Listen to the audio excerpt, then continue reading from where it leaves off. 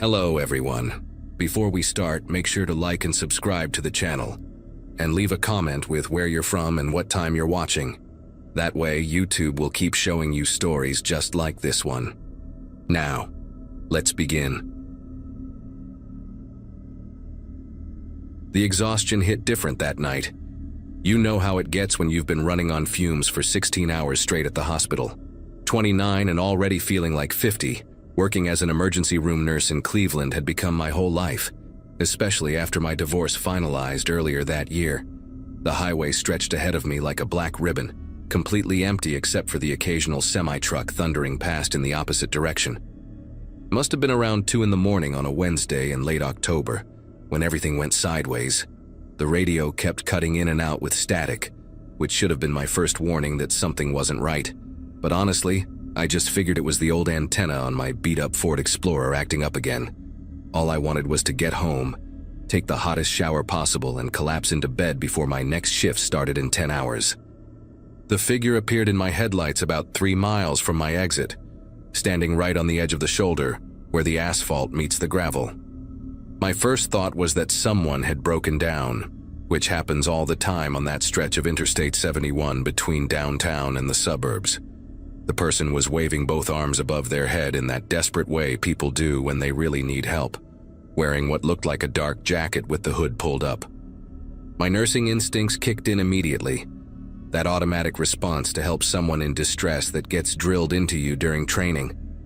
But as I started easing off the gas pedal and drifting toward the shoulder, something made me glance at my rearview mirror. And that's when I noticed how dark the road behind me had become. Like all the streetlights had suddenly gone out even though they'd been working fine just seconds before. That's when I saw them. 2 shapes emerging from behind the concrete guardrail on the passenger side, moving in this weird synchronized way that made every alarm bell in my head start screaming. They weren't running or walking normally, more like gliding forward while staying perfectly parallel to each other, maybe 15 feet apart. The person who'd been waving suddenly dropped their arms and stood completely still, not even turning their head to track my car as I was slowing down. My foot hesitated between the brake and the gas for what felt like forever, but was probably only a second or two. The 2 figures from the guardrail were wearing identical clothing, dark pants, and what looked like gray hoodies, and they moved toward my car with this terrifying sense of purpose, like they'd done this exact thing 100 times before. My nursing training includes dealing with aggressive patients and dangerous situations, but this was something else entirely, something calculated and wrong in ways I still can't fully articulate. I slammed the accelerator so hard my tires screamed against the pavement, fishtailing slightly as I jerked the wheel back toward the travel lane. In my side mirror, I caught a glimpse of all 3 figures standing in a perfect line across the shoulder, just watching my taillights disappear into the distance. My phone was in the cup holder, and I grabbed it while trying to keep the Explorer steady at 90 miles per hour, fumbling with the emergency call button. The dispatcher who answered sounded skeptical at first, probably used to false alarms and paranoid drivers. But something in my voice must have convinced her because she said units were already in the area and would check it out immediately. I kept driving way too fast all the way home, checking my mirrors every few seconds and taking a different exit than usual, just in case anyone was following me.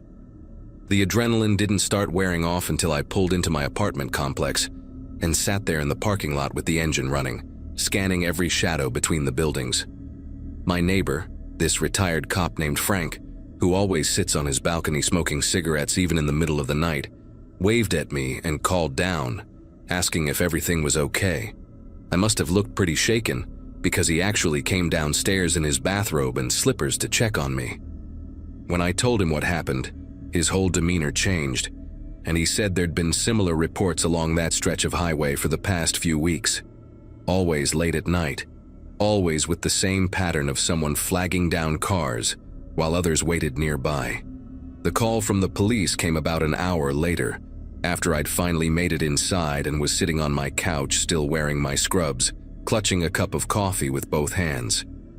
The officer on the phone introduced himself as Sergeant Brennan and said they'd found something disturbing at the location I'd described. There were fresh tire marks that matched my vehicle's tread pattern where I'd accelerated away, which proved I'd actually stopped there. But here's what made my whole body go numb with fear. They also found a burned-out sedan about 50 yards further down the shoulder, hidden behind a cluster of trees. The car had been reported stolen from a mall parking lot 3 days earlier, and inside they found personal items suggesting someone had been living in it, including maps of the highway system, with certain spots circled in red marker, my exit being one of them. Sergeant Brennan asked me to come to the station the next morning to look at some security footage they'd pulled from a traffic camera about a mile before where I'd stopped. When I got there, still exhausted but too wired to sleep anyway, they showed me grainy black and white video from earlier that same night. Around midnight, 2 hours before my encounter, the camera captured what looked like 3 people dragging something heavy from a van into the woods near that exact spot. The van didn't have plates, and the image quality was too poor to make out faces, but you could see them making multiple trips back and forth. Then, about 30 minutes before I drove through, the camera caught them positioning themselves along the shoulder, with one person standing in the spot where I'd seen the waving figure, while the other 2 crouched behind the guardrail exactly where I'd seen them emerge. What really disturbed me, though, was what Sergeant Brennan told me next, while we sat in that sterile interview room with fluorescent lights humming overhead. They'd been tracking a group they suspected of running a sophisticated carjacking ring that targeted solo drivers on isolated stretches of highway. The burned car wasn't their vehicle. It belonged to a woman named Jennifer Huang who'd been reported missing 5 days earlier after leaving her night shift at a warehouse 40 miles north. Her credit cards had been used at various gas stations heading south, always late at night, always just one transaction before moving on. The police theorized that the group would use stolen vehicles until they burned them out, literally, to destroy evidence, then move on to acquiring a new one from whoever stopped to help their supposedly stranded member. The detective working the case, a woman named Carla Donovan with tired eyes and coffee stains on her sleeve, showed me Jennifer's photo from her missing person report. She looked about my age, wearing scrubs in the picture because she'd been a nurse too, working nights at a regional medical center. That detail hit me harder than anything else, knowing that we'd probably driven that same stretch of highway hundreds of times, both exhausted after long shifts, both alone in the dark. Detective Donovan said they suspected I wasn't the first person to escape this trap. There'd been 2 other reports in the past month of drivers who'd had similar encounters, but managed to speed away. The difference was that neither of them had called it in immediately like I did, and by the time they reported it days later, there was no evidence left to investigate. They kept me at the station for 3 more hours, going through every detail multiple times, having me mark on a map exactly where I'd seen each figure and which direction they'd moved. The forensics team had found footprints in the gravel that suggested at least 4 people had been present, not just the 3 I'd seen, which meant someone else had been watching from somewhere I hadn't even noticed. Detective Donovan mentioned that they'd also discovered a pattern in the timing. All the encounters happened on weeknights between midnight and 4 in the morning, when traffic was lightest and emergency response times were longest. She gave me her direct number and told me to call immediately if I remembered anything else, or if I noticed anyone following me, because sometimes these groups would fixate on the ones who got away. For the next 2 weeks, I completely changed my routine, taking different routes home, varying my schedule whenever possible, and always leaving the hospital with at least one other person walking to the parking garage. Frank, my neighbor, started checking on me every night when I got home, and I'd text Detective Donovan each time I arrived safely, which probably seemed excessive but gave me some peace of mind. Then, on a Monday afternoon, I got the call that they'd made arrests after pulling over a van on that same stretch of highway for a broken taillight. Inside were 4 people, including a woman who matched the description of the figure who'd been waving that night, along with rope, zip ties, and 3 different stolen license plates. They found Jennifer Huang's hospital ID badge hidden under the spare tire, along with personal items from at least 6 other missing persons cases spanning 3 states. The trial won't start for another few months, but Detective Donovan says my testimony will be crucial, since I'm the only witness who called immediately and provided real-time evidence of their method. Jennifer Huang is still missing, along with 2 other victims they've connected to this group. And honestly, that's what haunts me most about this whole experience. I still work nights at the hospital because bills don't stop just because you're scared. But I take the city streets now instead of the highway, adding an extra 20 minutes to my commute. Sometimes when I'm driving home and see someone on the side of the road, even in broad daylight, my chest gets tight and I have to remind myself to breathe. The thing that really stays with me, though, is knowing that if I'd stopped just a few seconds longer, if I'd actually gotten out to help like my instincts first told me to, I would have been another missing person case, another burned out car on the shoulder, another nurse who never made it home from her shift.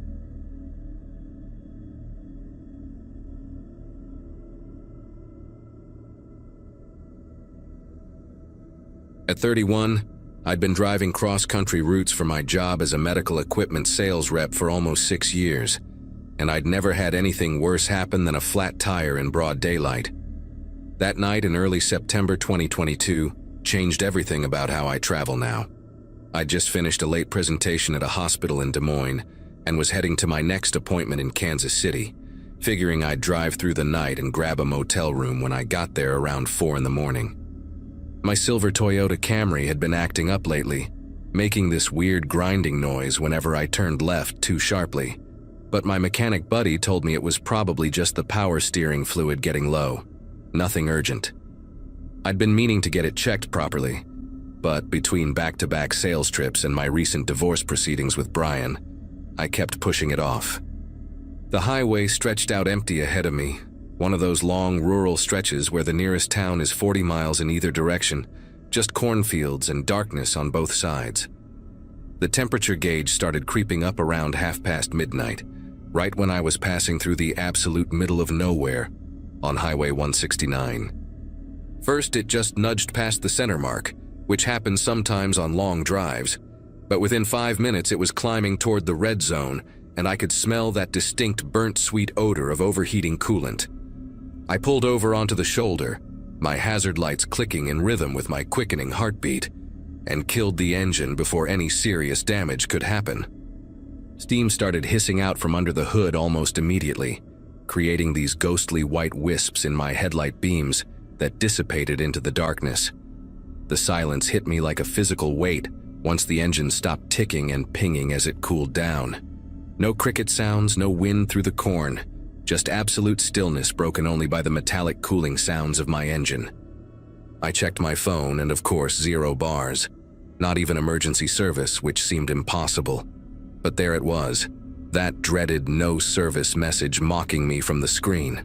I sat there for maybe 20 minutes, door locked, windows cracked just enough to keep the interior from fogging up, scrolling through useless offline apps on my phone just to have something to do with my nervous energy.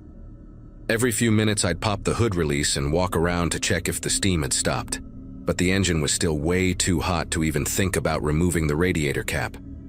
The owner's manual in my glove compartment said to wait at least 30 minutes before attempting anything, and even then, only if you had coolant or water to add, which of course I didn't, because why would I ever think to keep emergency supplies in my car like a responsible adult? That stretch of 169 was notorious for being empty at night, mostly used by truckers during daylight hours and locals who knew better than to drive it after dark. I'd passed maybe 3 vehicles in the last hour before breaking down, and that was during the relatively busy midnight hour. Now, approaching 1 in the morning, the chances of seeing another car were getting slimmer by the minute. The first hint of hope came as a faint glow on the horizon behind me, barely visible in my side mirror, just a slight brightening of the darkness that meant headlights were coming from several miles away. I actually said thank God out loud to myself and started rehearsing what I'd say to whoever stopped, already planning to offer them $50 just to follow me to the nearest gas station once my car cooled down enough to limp there. The lights grew steadily brighter, taking forever to close the distance, which made sense given how flat and straight the highway was in that area. As they got closer, I could make out that it was something big, definitely not a regular car, maybe a pickup truck or an SUV based on how high and widely spaced the headlights were. I turned on my phone's flashlight and got out of the car, standing by my open driver's door, and getting ready to wave them down, figuring nobody could miss a woman standing next to a car with hazards going on an otherwise empty highway. The vehicle started slowing down about a quarter-mile away, which gave me this huge wave of relief, because for a second there, I thought they might just blow past me like I wasn't even there. But then it kept slowing down, way more than necessary, crawling forward at maybe 5 miles per hour for the last 100 yards or so. The headlights were blinding me directly now, making it impossible to see anything about the vehicle itself except that it was definitely a van, one of those tall commercial types, maybe white or light gray from what I could glimpse around the light glare. It finally came to a complete stop directly across from me in the opposite lane, engine running rough and loud, like it needed a new muffler or maybe had some kind of modification to make it sound more aggressive. The headlights stayed on full brightness, pointed right at me and my car, and I had to shield my eyes with my hand while waiting for someone to roll down a window or open a door. But nothing happened. The van just sat there maybe 15 feet away, engine rumbling in this deep, irregular rhythm that seemed to vibrate through the empty highway and into my chest. 30 seconds passed, then a minute, and still no movement from the van, no dimming of the lights, no window rolling down, nothing. I couldn't see through the windshield at all because of how the headlights were angled and how they were reflecting off my car's windows and chrome, creating this wall of harsh white light between us. I waved my phone flashlight in a friendly greeting motion and called out, "Hey, thanks for stopping," but my voice sounded thin and weak against the rumbling engine noise. When there was still no response, I took a few steps forward, thinking maybe they couldn't hear me, but then stopped myself because something about the whole situation was starting to feel wrong in a way I couldn't quite define. The logical part of my brain was saying they were probably just being cautious, maybe an older person who was scared to get out and help a stranger at night, or possibly someone on the phone trying to call for help on my behalf. But the primitive part of my brain, that ancient survival instinct we all have, was screaming at me to get back in my car right now. I slowly backed toward my Camry, keeping my eyes on the van even though I couldn't see anything useful through the light glare, and slid back into the driver's seat without turning my back on the other vehicle. My fingers found the door lock button and I pressed it, hearing all 4 locks engage with a solid thunk that made me feel marginally safer, even though I knew how useless those locks would be if someone really wanted to get in. The van's engine note changed slightly, revving up a bit like someone was pressing the gas pedal while in park, and then I saw something that made my whole body go rigid with fear. The driver's door was opening, just a crack at first, maybe 2 or 3 inches, but enough for me to see that the interior dome light had been removed or disabled because no light came on inside. The door stayed open like that for at least 10 seconds, just barely ajar, and I could swear I saw movement in that dark gap, like someone was watching me through the opening.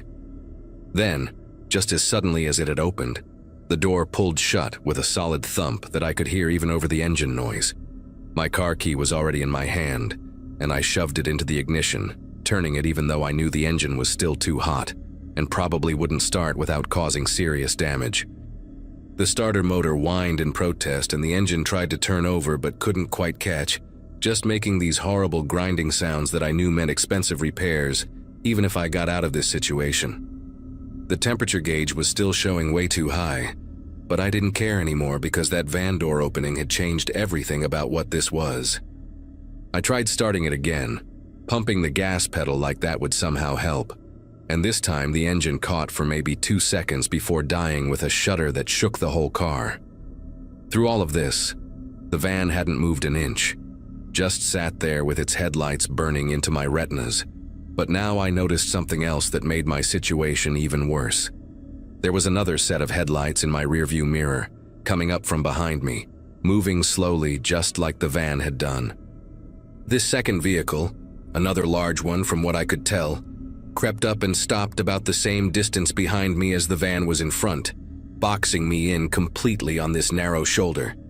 Its headlights were on high beam too, filling my car with light from both directions, making me feel like I was on a stage under spotlights. I grabbed my phone again, desperately trying to get any signal, even just 1 bar to make an emergency call, but still nothing. I was holding it up toward the window, moving it around trying to catch any possible signal, when I heard car doors opening. Not slamming shut, but opening from both vehicles at the same time. Through the blinding light, I could barely make out shapes. 2 figures from the van in front and at least one from whatever was behind me. All moving slowly and deliberately, not rushing but not hesitating either. They were staying just outside the direct beams of their own headlights, keeping to the shadows at the edges, where I could only see silhouettes and suggestions of movement. One of them walked up to my passenger side window and just stood there, close enough that I could see they were wearing dark clothes, maybe jeans and a jacket, but their face was completely hidden in shadow above my window line. They didn't knock, didn't try the handle, just stood perfectly still like they were waiting for something.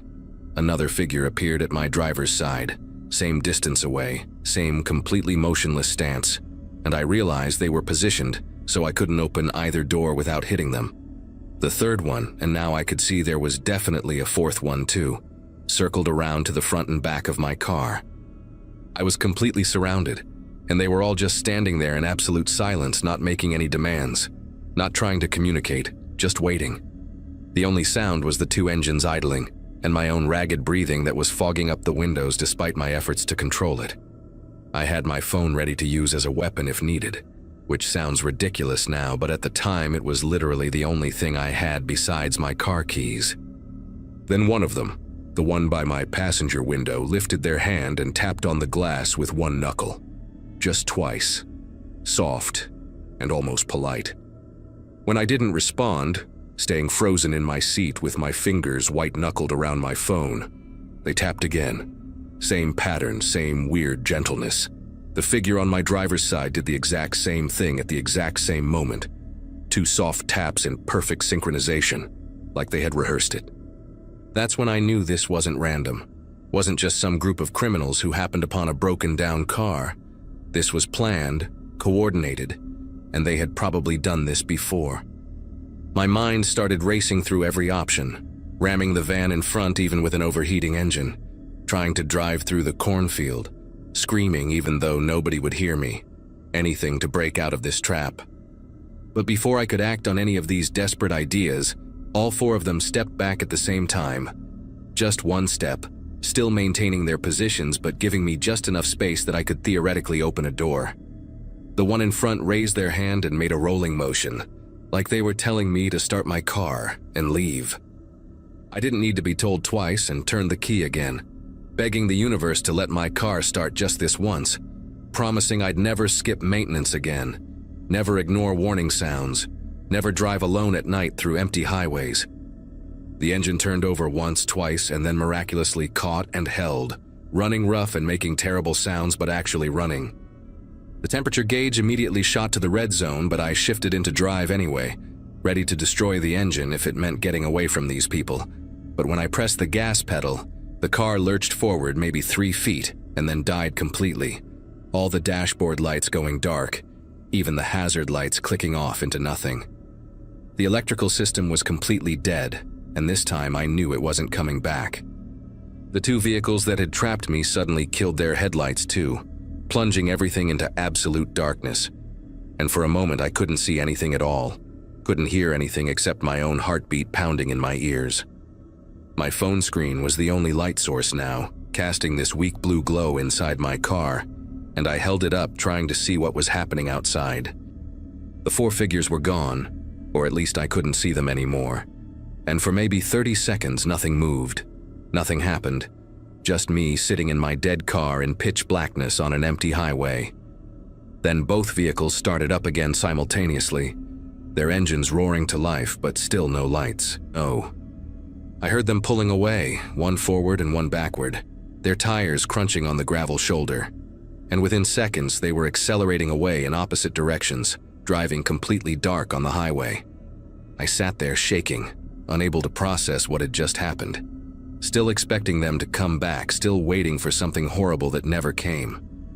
It took me another 10 minutes before I could make myself get out of the car and start walking, using my phone's flashlight to navigate the shoulder, constantly checking behind me every few steps. I walked for almost 2 hours before a state trooper found me, and when I told him what happened, he just nodded like he'd heard this before.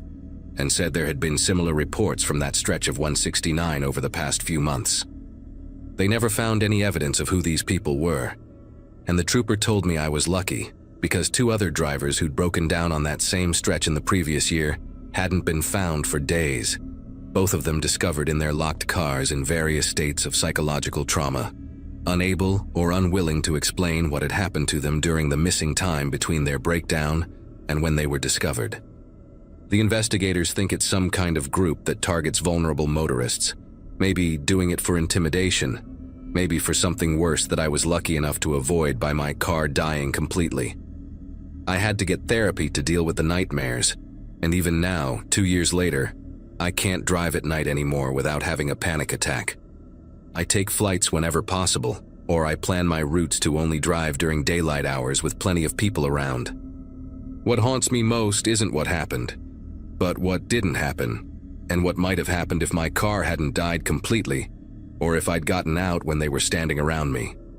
Sometimes I wonder if they're still out there on that stretch of highway, waiting for the next broken down car, executing their strange ritual for reasons I'll never understand.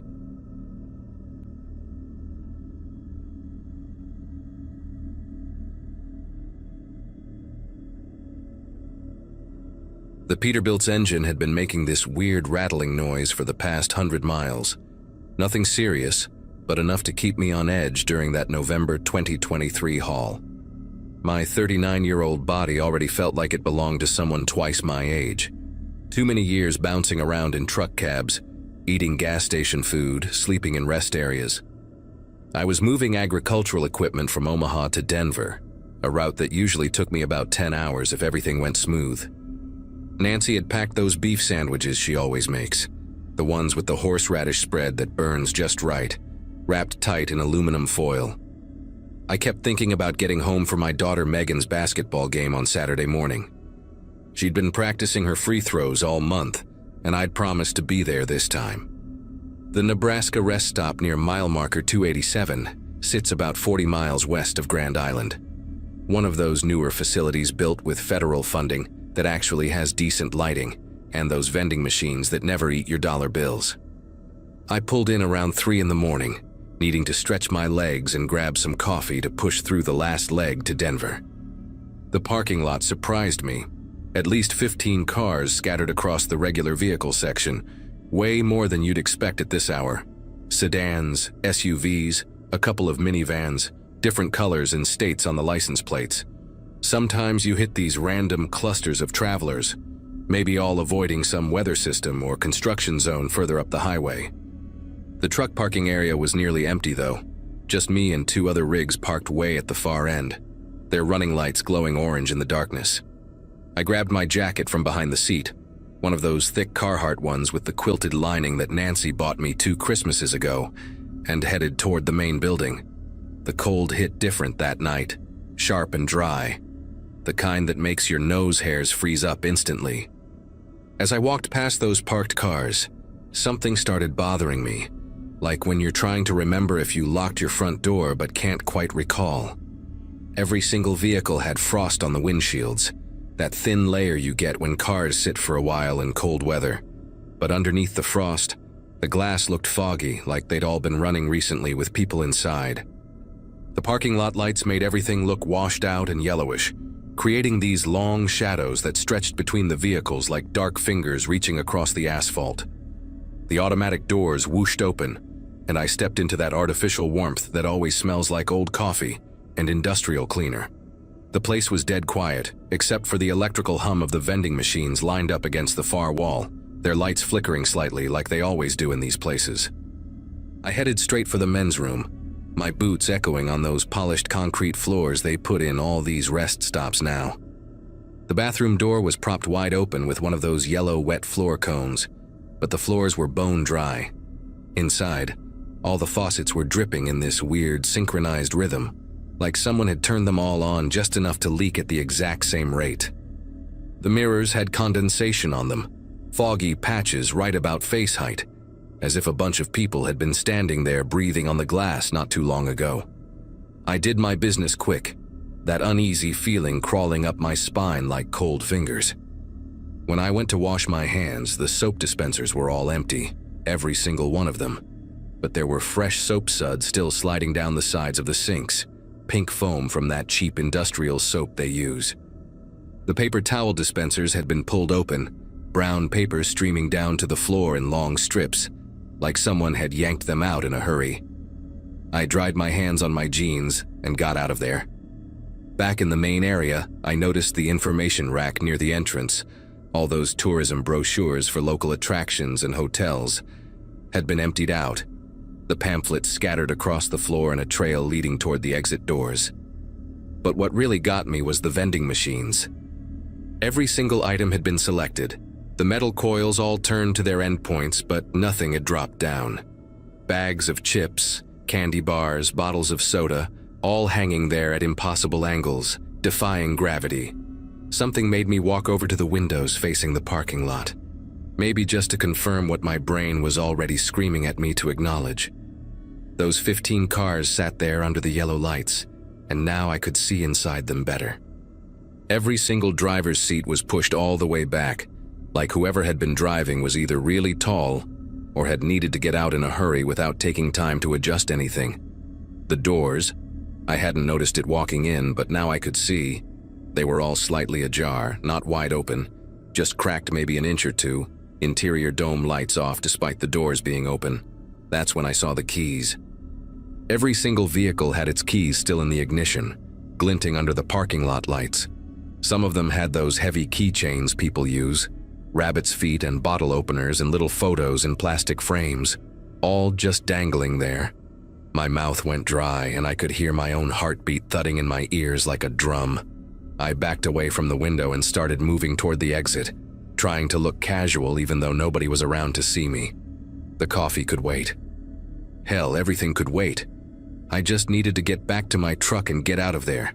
But as I pushed through those automatic doors, the cold air hit me along with something else. A smell like burning rubber mixed with something sweet. Almost like caramel, but wrong somehow. Synthetic. The parking lot seemed darker now, even though nothing had changed, and I could hear this low humming sound, barely audible, like 100 people humming the same note just below the range of normal hearing. My boots crunched on something as I walked. Broken pieces of cell phones, dozens of them, scattered across the asphalt like someone had taken a hammer to a phone store display. I picked up my pace, almost jogging now toward my Peterbilt, fumbling for my keys with numb fingers. The 2 other trucks I'd seen earlier were still there, but now I noticed their doors were open too, cabs dark, no sign of the drivers. As I passed that cluster of abandoned cars, I could see more details that made my gut clench.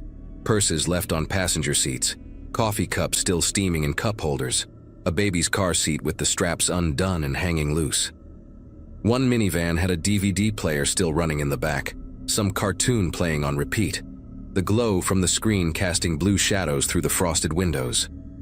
The Nebraska license plates, Iowa, Colorado, Wyoming, all different places, but every single car had the same thing. A parking receipt from this rest stop tucked under the windshield wiper, all time stamped within the last hour. How the hell do 15 different groups of people all disappear within an hour? I reached my truck and grabbed the door handle, ready to climb up into safety, when I heard it, the distinct sound of car engines turning over, one after another, like dominoes falling. But nobody was starting them. I turned around slowly, my breath coming out in quick white puffs in the cold air, and watched as every single abandoned car in that parking lot came to life. Not roaring to life, just idling, that low purr of engines warming up. The headlights stayed off though, and the cars just sat there running in the dark like they were waiting for something. Then I noticed the steam starting to rise from their exhaust pipes, thick white clouds in the freezing air, but the smoke wasn't drifting away like it should. It was moving sideways, creeping along the ground toward my truck like morning fog. Except fog doesn't move with purpose, doesn't seem to reach for you. That's when the radios turned on. Every car radio, all at once, but not playing music or talk shows. It was voices, dozens of different voices all talking at the same time but not to each other, like recorded conversations played simultaneously. I could make out fragments as I stood there paralyzed. Someone ordering lunch, a woman singing happy birthday, a man arguing about a football game, a child asking to stop for the bathroom. Normal conversations, everyday stuff, but all cut up and overlapping in this horrible cacophony that made my teeth ache. The smell got stronger, that burnt rubber and fake sweet combination that made me want to gag. And underneath all those voices from the radios, I could hear something else. Breathing. Synchronized breathing, like when you're in a quiet room and suddenly become aware of your own breath. Except this was coming from inside those empty cars, from seats that I could clearly see had nobody in them. My hands finally found the truck door handle, and I yanked myself up into the cab, slamming the door behind me hard enough to rattle the whole vehicle. My fingers fumbled with the keys, missing the ignition twice before finally getting them in. The Peterbilt roared to life, that familiar diesel rumble that usually comforted me now sounding too loud, too obvious. Through my windshield, I watched as every single headlight in that parking lot flicked on at the exact same moment. All of them pointed directly at my truck. Not just the front headlights, the brake lights, the reverse lights, the fog lights, every possible light on those vehicles blazed to life, bathing my cab in this harsh, blinding white and red glow that made shadows dance across my dashboard like living things. The voices on the radios got louder, more frantic, overlapping into this wall of human sound that penetrated right through my closed windows. And then, just as I slammed the truck into gear, I saw them in my side mirrors. People standing behind each car, perfectly still, all facing my truck. But when I turned to look directly, nothing. Check the mirror again. They were there. Look back. Empty parking lot. I gunned it out of there, probably taking that exit turn faster than any 18-wheeler should. Tires screaming against the asphalt. In my rearview mirror, those lights followed me, not the cars, just the lights, staying at the exact same distance no matter how hard I pushed the accelerator. They stayed with me for maybe 5 miles down Interstate 80 before suddenly cutting out all at once, leaving me in complete darkness, except for my own headlights cutting through the Nebraska night. I didn't stop driving until I hit Denver. Didn't even pull over to check that rattling sound in the engine that had gotten worse during my escape. When I finally got to the delivery point and told my dispatcher about what happened, he laughed and said, I must have dozed off and had a nightmare, but I know what I saw. I know those people in the mirrors were real. And I know that 3 days later, when I looked up news for that area, there were reports of 17 vehicles found abandoned at that same rest stop, all with their engines running, keys in the ignition, and no sign of the drivers or passengers. The reports said it was probably human trafficking or some coordinated crime, but they never found anyone, never found any bodies, never found any explanation. I never took that route again. Told my dispatcher I'd quit before driving through Nebraska after dark, and I meant it. Nancy thinks I had some kind of breakdown, maybe a panic attack from too many hours on the road. And I let her believe that because it's easier than trying to explain what really happened. But sometimes, when I'm driving at night on any empty highway, I'll catch a glimpse of headlights in my mirror that seem to be following at the exact same distance for too long, and I have to pull over at the next truck stop, wait it out with other drivers around, pretending to check my logs or grab coffee until the feeling passes. I still drive for a living. Bills don't pay themselves. But I plan my routes different now, always making sure I'm near populated areas when 3 in the morning rolls around. And I never, ever stop at rest areas when there are too many cars, but no people. That's the thing that still keeps me up some nights, turning it over in my mind like a puzzle with missing pieces. Where did all those people go? What were those things I saw standing behind the cars that only existed in reflections? About a month ago, another trucker named Glenn told me something at a Flying J outside Denver that made my blood turn to ice water. He said his cousin drives that same stretch of Interstate 80, and one night around 3 in the morning, he saw a bunch of abandoned trucks at that same rest stop. Big rigs like mine, doors open, engines running, nobody around. But here's the thing that really got me.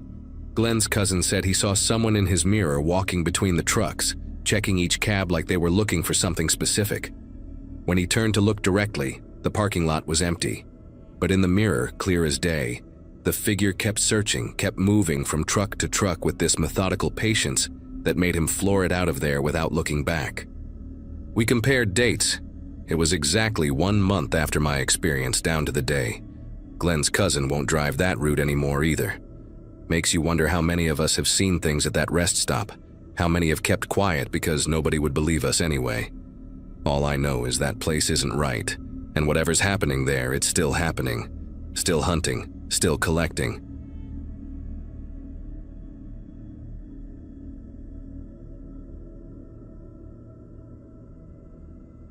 My headlights caught her in that strange way where everything else disappears into darkness.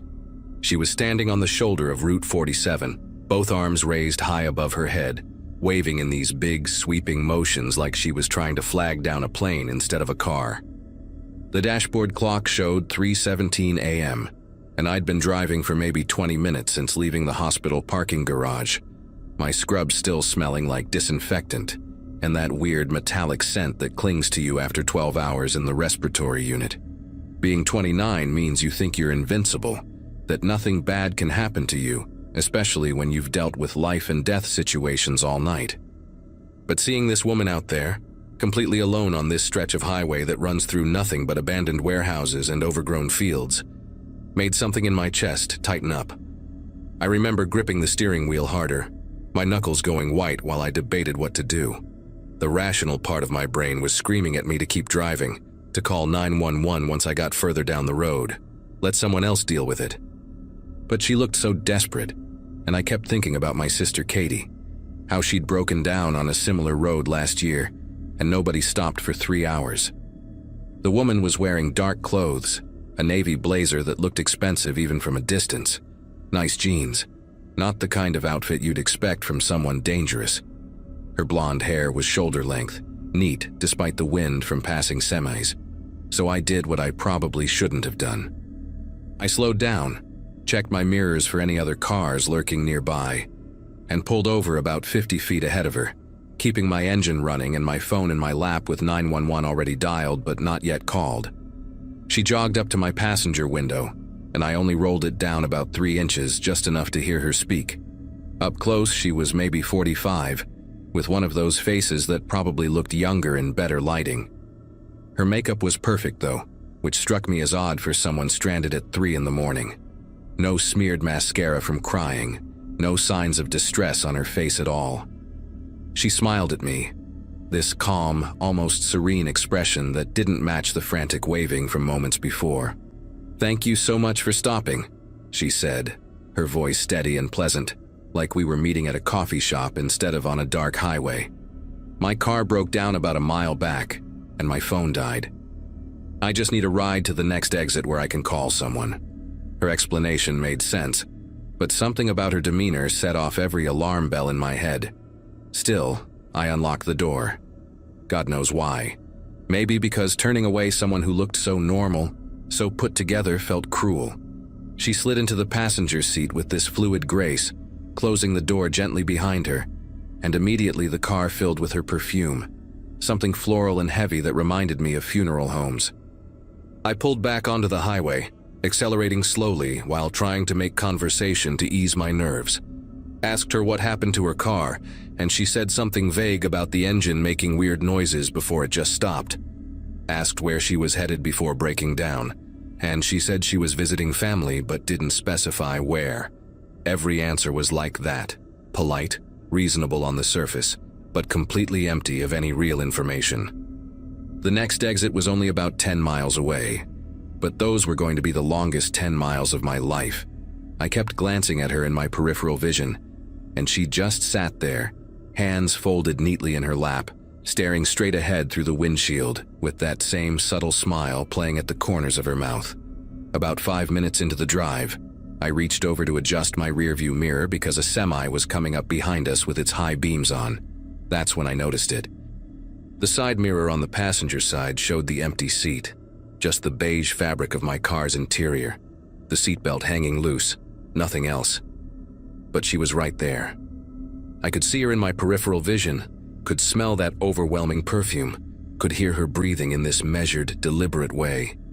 My brain tried to rationalize it. Maybe it was the angle, Maybe the darkness was playing tricks. Maybe I was more exhausted than I thought. I adjusted the mirror slightly, tilted my head different ways, but no matter what I did, the reflection showed an empty seat. My heart started hammering so hard I could hear it in my ears, this thick, wet pounding that made it hard to focus on the road. "Is everything all right?" she asked, and her voice sounded different now, lower, with this weird echo quality like she was speaking from the bottom of a well. I gripped the steering wheel tighter and forced myself to look straight ahead, told her everything was fine, just tired from my shift. She made this humming sound, not quite agreement, not quite anything really, just this low vibration that seemed to fill the entire car.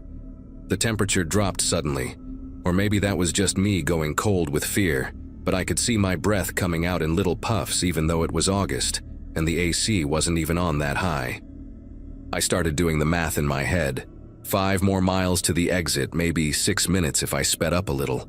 But when I pressed harder on the gas pedal, the speedometer didn't budge. We were still going exactly 55, no matter how hard I pressed down. That's when she started talking. Not to me exactly, but just talking in this monotone voice about the strangest things.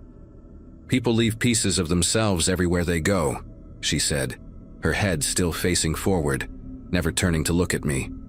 "In their cars, in their homes, in the places they work.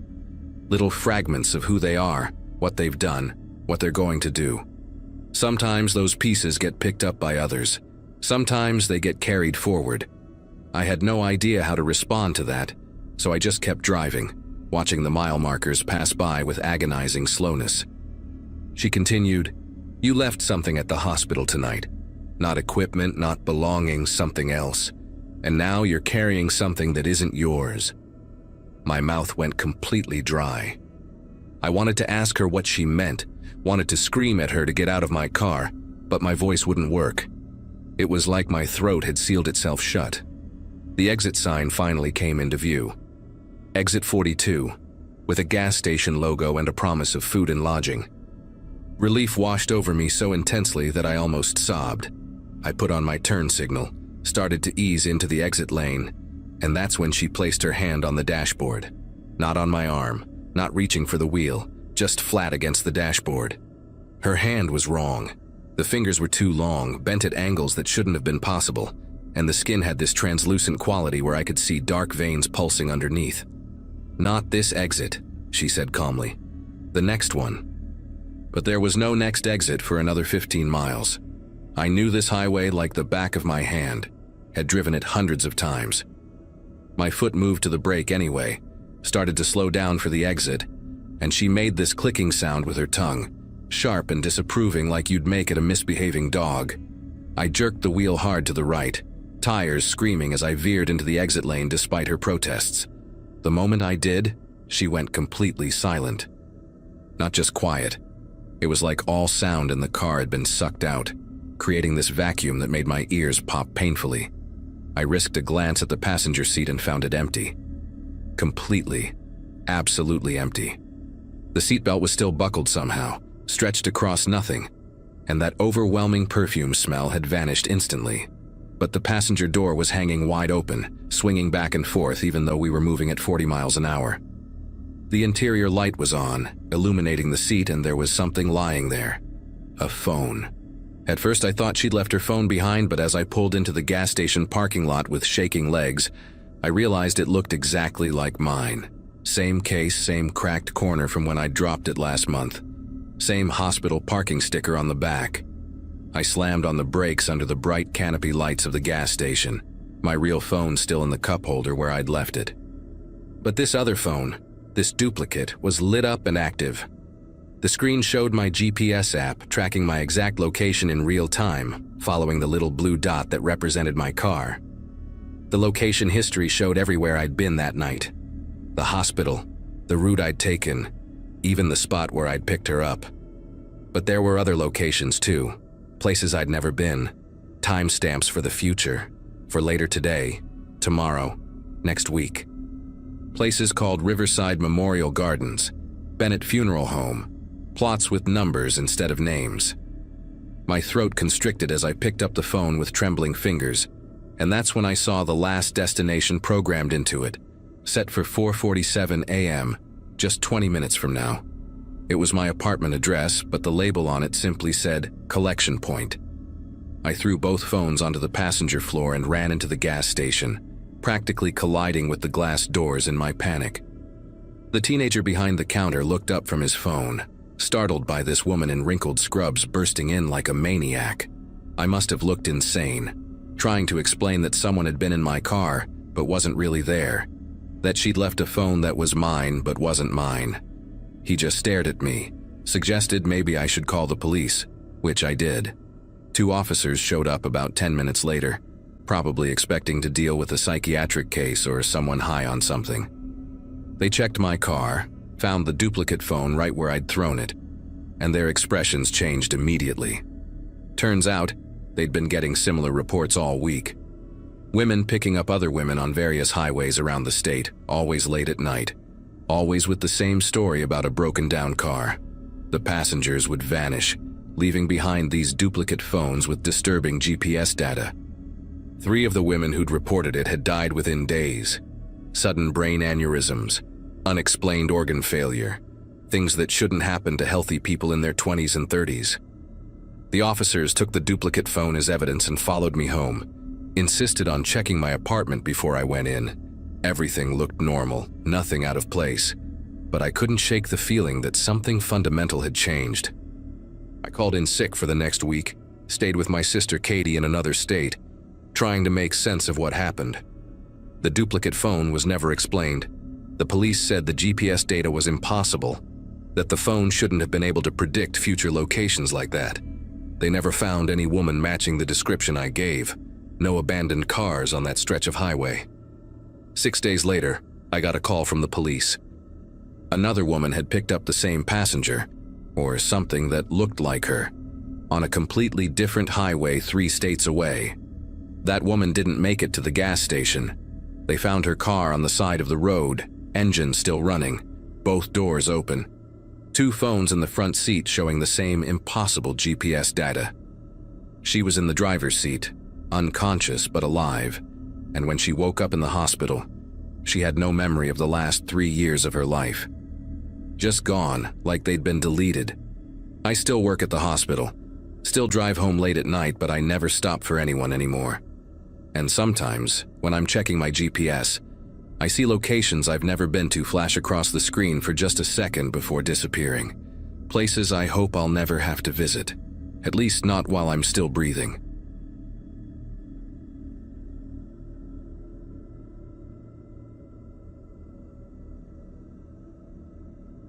"5 months ago, turning 36 had made me realize my life consisted of endless miles of asphalt and the hum of 18 wheels against pavement. Trucking paid the bills, kept me moving from state to state, hauling everything from furniture to frozen goods. That particular week in early May had me driving a load of electronics from Phoenix to Chicago, a route that usually took me through some pretty desolate stretches of highway. My marriage had fallen apart 6 months prior, and honestly, the solitude of the road felt like exactly what I needed. The cab of my Peterbilt had become more of a home than my actual apartment back in Tucson. That night, the one that still makes me check my mirrors more than necessary, started like any other long haul through the desert. The fuel gauge had been hovering near empty for the last 20 miles, and finding a station open at 2 in the morning on Highway 89 wasn't exactly easy. When the faded Shell sign finally appeared through the darkness, glowing like a beacon against the black desert sky, relief washed over me.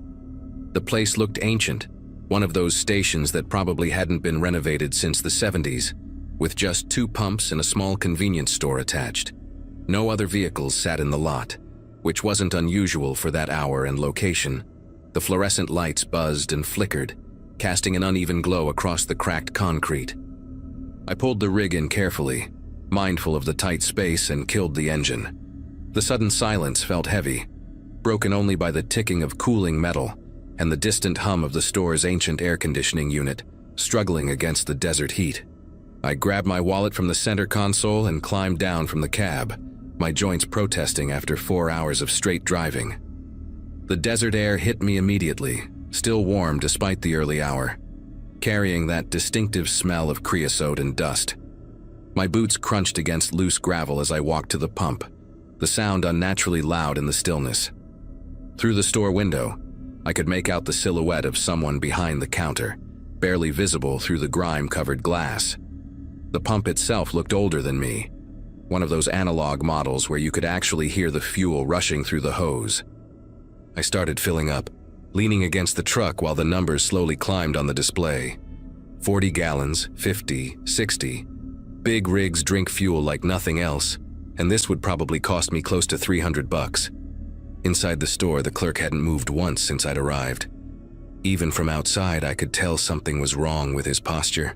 The way he stood rigid behind that counter, his head slightly tilted like he was listening for something. The fluorescent light above him kept cutting out for split seconds, making him appear and disappear like frames missing from an old film reel. When the pump finally clicked off at 78 gallons, I hung up the nozzle and headed toward the door. The closer I got, the more details I could make out through the window.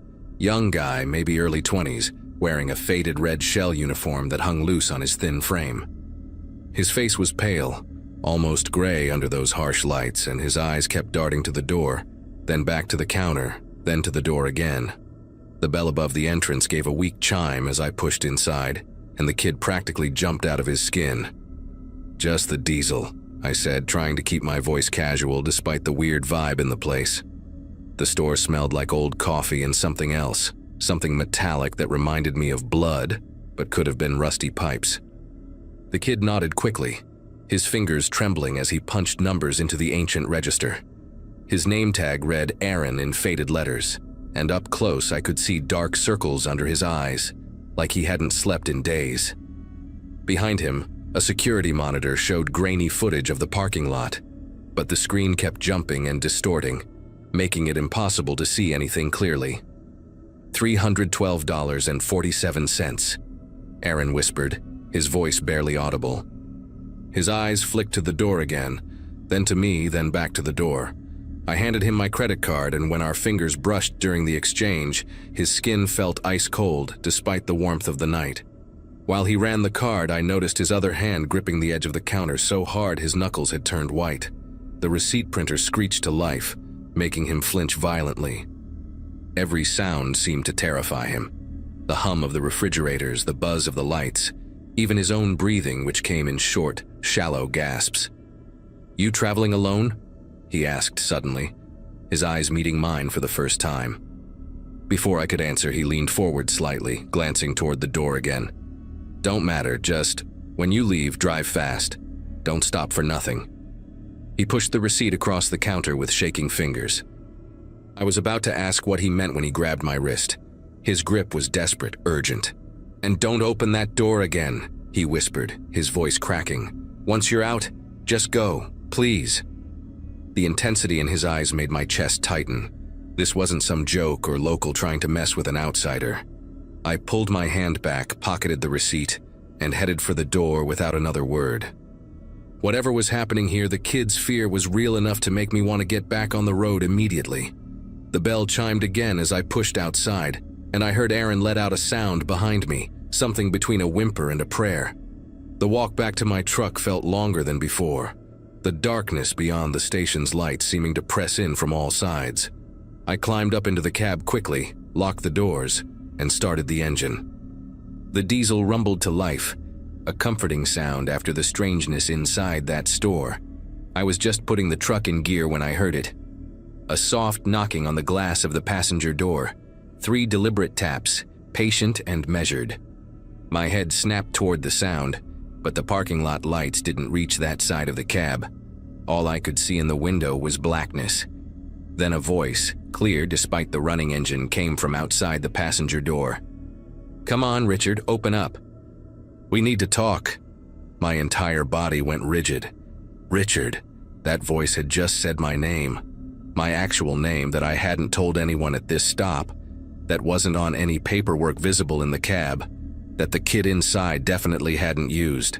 The credit card I'd paid with was a company card under the trucking firm's name, not mine. My CDL was tucked away in my wallet. There was absolutely no way anyone here could know my name. The knock came again, still gentle, almost friendly. "Richard, I know you can hear me. Just crack the window, 5 minutes, that's all I need." The voice sounded normal, masculine, maybe middle-aged, with no accent I could place. But there was something underneath the words, something that made every instinct scream at me not to look, not to respond, just drive. I slammed the truck into first gear and started rolling forward, my heart hammering against my ribs. Through the side mirror, I caught a glimpse of movement. A figure stepping back from the truck, tall and thin, wearing what looked like a dark suit. Who wears a suit in the middle of the desert at 2 in the morning? The figure didn't chase after the truck, just stood there watching as I pulled away. "Richard, you're making this harder than it needs to be," the voice called out, somehow still audible over the diesel engine. "I'll be seeing you at the next stop, mile marker 277. You know you have to stop there." My throat went dry. Mile marker 277 was the way station, mandatory for all commercial vehicles. If I skipped it, I'd have Dati on my ass within hours, probably lose my CDL. But how did this person know my route? How did they know I'd have to stop there? I hit the highway doing 70, way over the limit for a loaded rig, but I didn't care. In the rearview mirror, the gas station lights faded into the distance, swallowed by the desert darkness. My phone, mounted on the dashboard, showed 2:23 a.m. The way station was maybe 40 miles ahead, less than an hour at this speed. I kept checking the mirrors, expecting to see headlights following, but the road remained empty. Just me, the yellow lines, and miles of nothing. Then I noticed something that made my grip tighten on the wheel. The GPS on my phone was showing my name at the top of the screen, Richard's route, something I'd never programmed, never seen before. I reached over to check the settings, and that's when I saw the recent search history wasn't mine. Addresses I'd never looked up. My ex-wife's new apartment in Flagstaff, my mother's nursing home in Albuquerque, my daughter's college dorm at ASU. Places this person, whoever they were, wanted me to know they knew about. The mile markers counted down like a timer on a bomb. 251, 250, 249, each one bringing me closer to that way station where he said he'd be waiting. I tried calling 911, but my phone showed no service despite having full bars just minutes before. The radio in the truck produced only static, no matter which channel I tried. Even the CB, usually full of late-night chatter from other truckers, was dead silent. It felt like I was driving through a bubble, cut off from the rest of the world. At mile marker 265, I made a decision.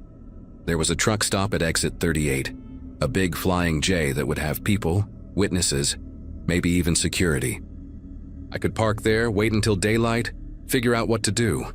But as I approached the exit, my foot wouldn't move to the brake pedal. I pressed down hard, but nothing happened. The pedal felt normal, had resistance, but the truck kept maintaining exactly 70 miles per hour. The steering wheel turned freely. I could change lanes, but I couldn't slow down, couldn't take the exit. Panic started creeping up my spine as I watched the flying J pass by in a blur of lights. Whatever was happening, whoever this person was, they had control of my truck somehow. The electronics, the brakes, probably the accelerator too. Modern trucks are all computer-controlled, and someone with the right knowledge could hack into the systems. But doing it while the truck was moving, from a distance? That was something else entirely. Mile marker 277 appeared in my headlights like a tombstone. The way station sat just ahead, its inspection lanes empty, the office building dark except for a single light in the front window. As my truck began to slow on its own, finally responding to my desperate pumping of the brakes, I saw him. The same tall figure in the dark suit standing next to a black sedan parked beside the scale house. He raised one hand in a casual wave, like we were old friends meeting for coffee. My truck rolled to a stop exactly where it needed to for the weigh-in, and the engine died without me turning the key. The man walked toward my truck with measured steps, his face becoming clearer under the overhead lights. Mid-40s, clean-shaven, unremarkable features except for his eyes. They were the palest blue I'd ever seen, almost white. He stopped at my door and knocked 3 times, the same patient rhythm from before. "Richard, please step out of the vehicle. We have business to discuss regarding your cargo." "My cargo?" I was hauling electronics, nothing special, just TVs and computers for a Best Buy distribution center. Through the side mirror, I watched him pull out what looked like a small tablet, its screen glowing green in the darkness. "Your manifest says electronics," he continued, his voice carrying perfectly through the closed door. "But we both know there's an extra package in there, serial number X74429. You weren't supposed to know about it, but plans have changed." I had no idea what he was talking about, but something in his tone made me check the sleeper compartment behind my seat. There, wedged between my duffel bag and the back wall, was a metal briefcase I'd never seen before, secured with electronic locks, a small red light blinking steadily on its surface. The man must have seen my expression change because he smiled, a thin stretching of lips that didn't reach those pale eyes. "Previous driver put it there yesterday when you stopped in Phoenix. You've been carrying it for 300 miles without knowing. Now you have two choices. Give me the case and drive away, forget this ever happened, go back to your life. Or refuse, and, well," he pulled out a phone, showed me the screen. Security camera footage of my daughter walking into her dorm room, time-stamped from 3 hours ago. "Rebecca's studying for her chemistry midterm right now, room 314, Preston Hall. She keeps her window cracked because the heater runs too hot." My blood turned to ice. The decision wasn't really a choice at all. With shaking fingers, I reached back, grabbed the briefcase, and climbed down from the cab. The moment my feet hit the pavement, my truck's engine roared back to life on its own, the doors locking automatically. I handed him the case, and he examined it briefly, checking the seals, verifying something on his tablet. "Smart man," he said, already walking back to his sedan. "Your truck will start working normally once I'm gone. And Richard, don't stop at any more gas stations tonight. Take Interstate 40 straight through to Amarillo.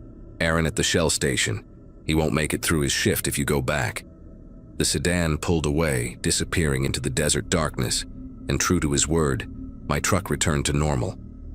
I drove straight through to Chicago, delivered my legitimate cargo, and never said a word about what happened. But I did check the news 3 days later. A young gas station clerk named Aaron Vasquez was found dead at a Shell station on Highway 89.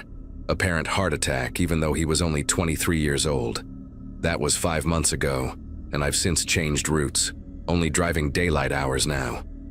Sometimes I wonder what was in that case, who that man really was, but mostly I'm just grateful my daughter is safe, still calling me every Sunday, still complaining about her dorm room being too hot.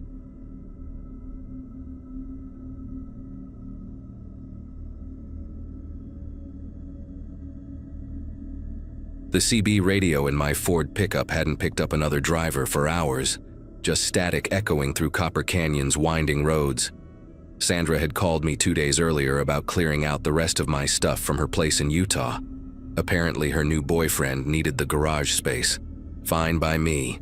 I'd been making these furniture runs every few months since the divorce papers were signed, and this Monday night in March was just another trip with another loaded trailer swaying behind my truck.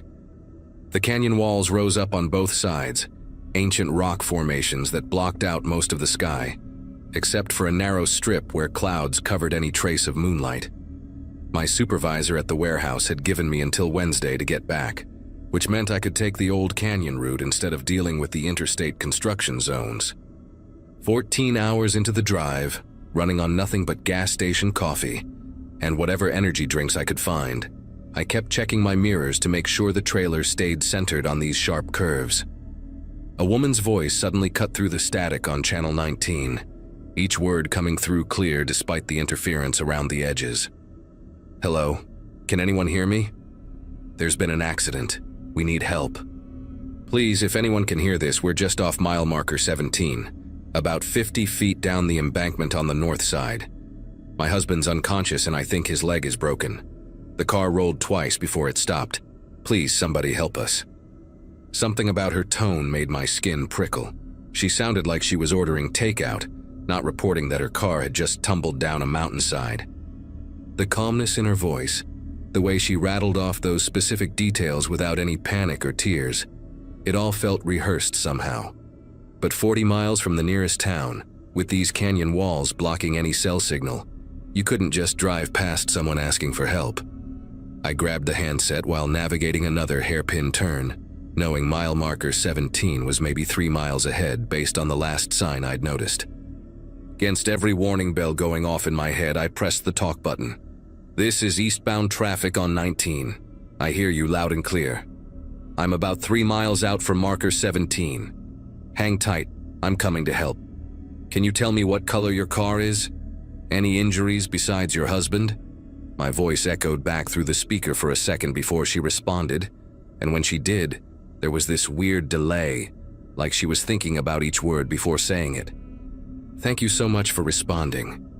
It's a silver sedan, a newer model Toyota. The front end is completely smashed in. I'm okay, just some cuts and bruises, but my husband, he won't wake up.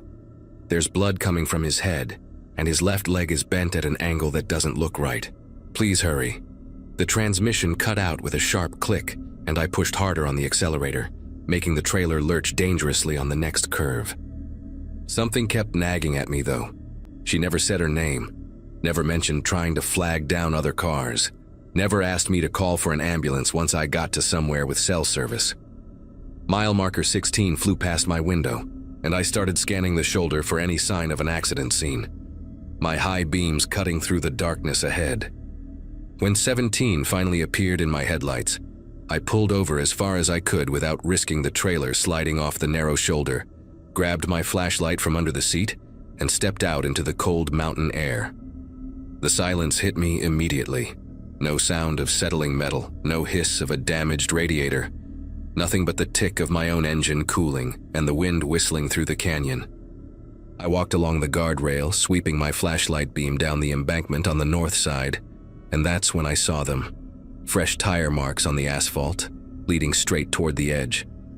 The guardrail had a decent-sized dent in it, with white paint transfer that looked recent, and when I leaned over to look down, I could see broken glass scattered across the rocks about 20 feet below. But beyond that, nothing. A silver Toyota, no injured passengers, just empty darkness stretching down into the canyon. I spent the next 20 minutes climbing down that embankment, using my flashlight to check every possible spot where a car could have landed.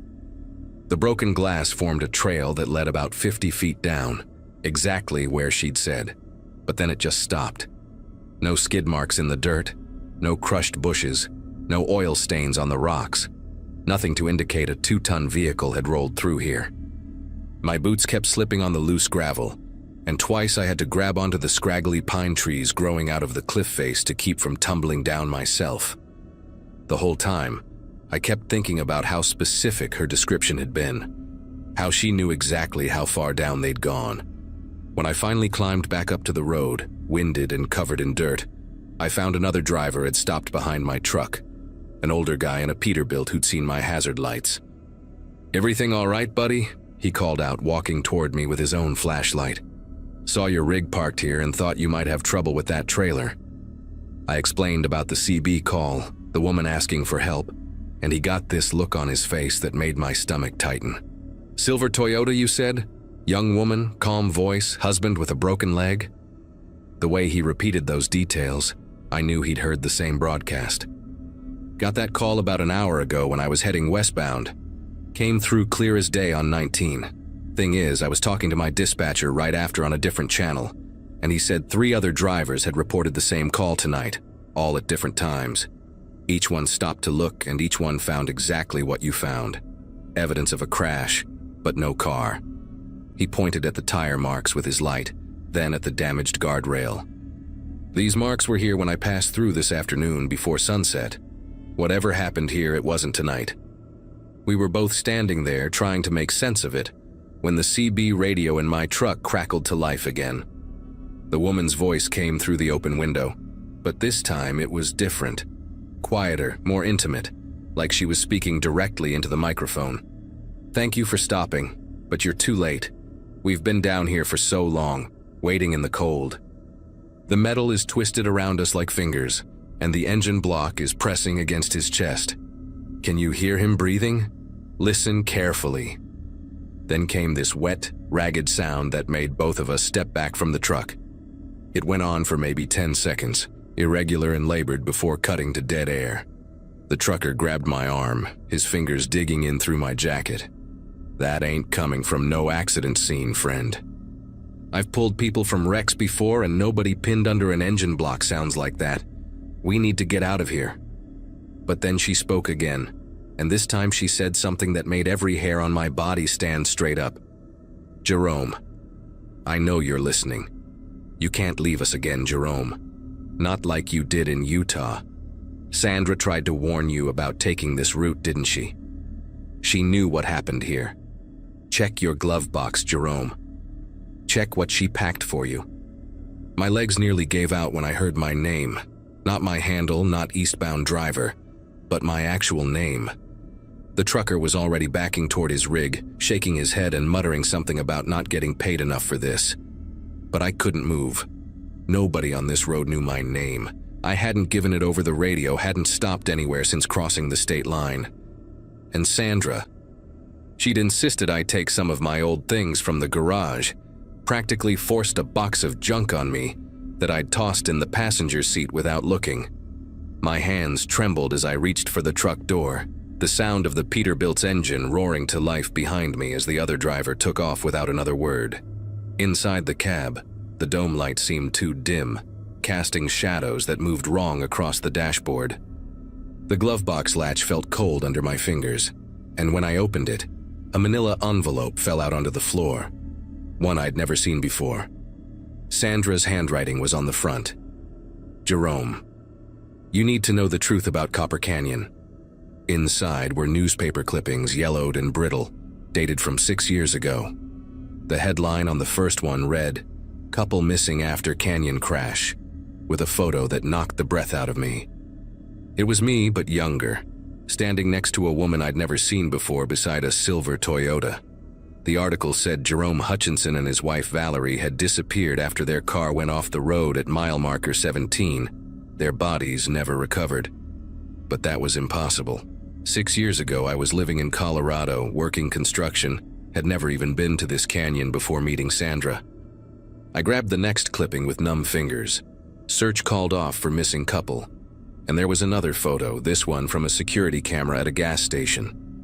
Clear as day, it showed me filling up that same silver Toyota, the timestamp reading 3 days before the accident. The woman from the photo, Valerie, was visible through the passenger window. More clippings, more evidence of a life I'd never lived, a marriage I'd never had, a death that hadn't happened. The last item in the envelope was a note in Sandra's writing. I found these in your things when we met. You said you didn't remember, that sometimes whole chunks of your past just weren't there. I should have told you sooner, but I was scared. Don't go through that canyon, Jerome. She's still waiting for you there. The CB crackled again, and this time the voice was barely a whisper, close and personal, like lips pressed against the microphone. Jerome, stop reading those lies. You know who I am. You remember the way my hair smelled like vanilla, the scar on my palm from when I tried to cook you dinner on our anniversary. You remember the song that was playing when we crashed, our song. Turn the radio to FM 93.5. It's playing right now. My finger moved toward the radio dial without conscious thought, like muscle memory taking over, and I had to physically grab my wrist with my other hand to stop myself.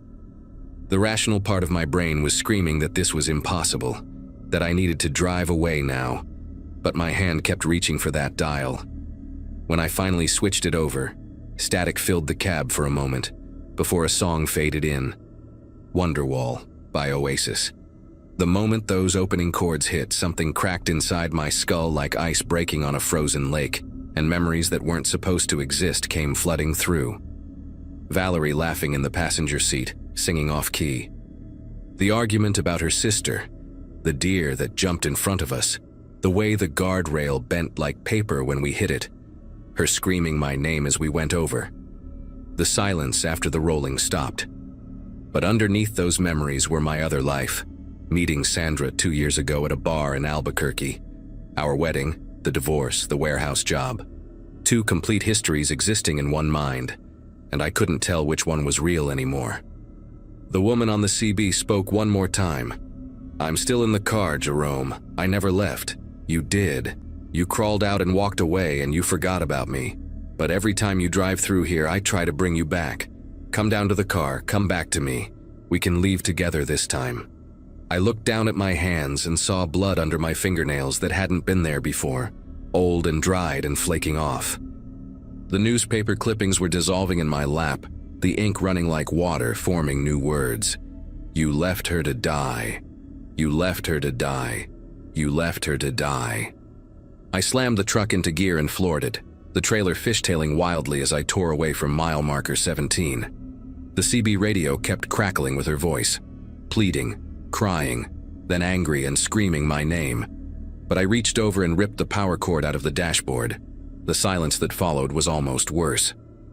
In my rearview mirror, I swear I could see headlights rising up from the embankment. Impossible headlights from a car that couldn't exist, following me through every curve. I drove for 3 straight hours without stopping, pushing that old Ford harder than I ever had, until I finally saw the lights of a 24-hour diner near the state line. I pulled in, parked under the brightest light I could find, and sat there until dawn, going through my wallet, my phone, looking for any proof of who I really was. Every photo of Sandra and me was real. My driver's license was real. The divorce papers were real. But so were the scars on my ribs that I'd never noticed before, the ones that looked like they came from a steering wheel impact. I made it home to New Mexico that morning and immediately went to the courthouse to pull public records. Jerome Hutchinson, my name, my social security number, had no death certificate, no missing person report, no record of ever being married to anyone named Valerie. But I found something else in the newspaper archives from 6 years ago. A small article about an unidentified woman's body found in a ravine near Copper Canyon, discovered by hikers months after an apparent car accident. Silver Toyota, partial plate matching what would have been mine if I'd lived in Utah then. She was wearing a wedding ring, but they never found out who she was. The article mentioned that investigators believed there might have been a passenger who walked away from the crash, based on blood evidence found leading up to the road. They never found him. I've never driven through Copper Canyon again, and I won't. I traded in my truck, got rid of the CB radio, moved to a different apartment. But sometimes, late at night, I still hear static that sounds like someone trying to speak. And sometimes when I look in the mirror, I see dried blood under my fingernails that takes forever to wash away.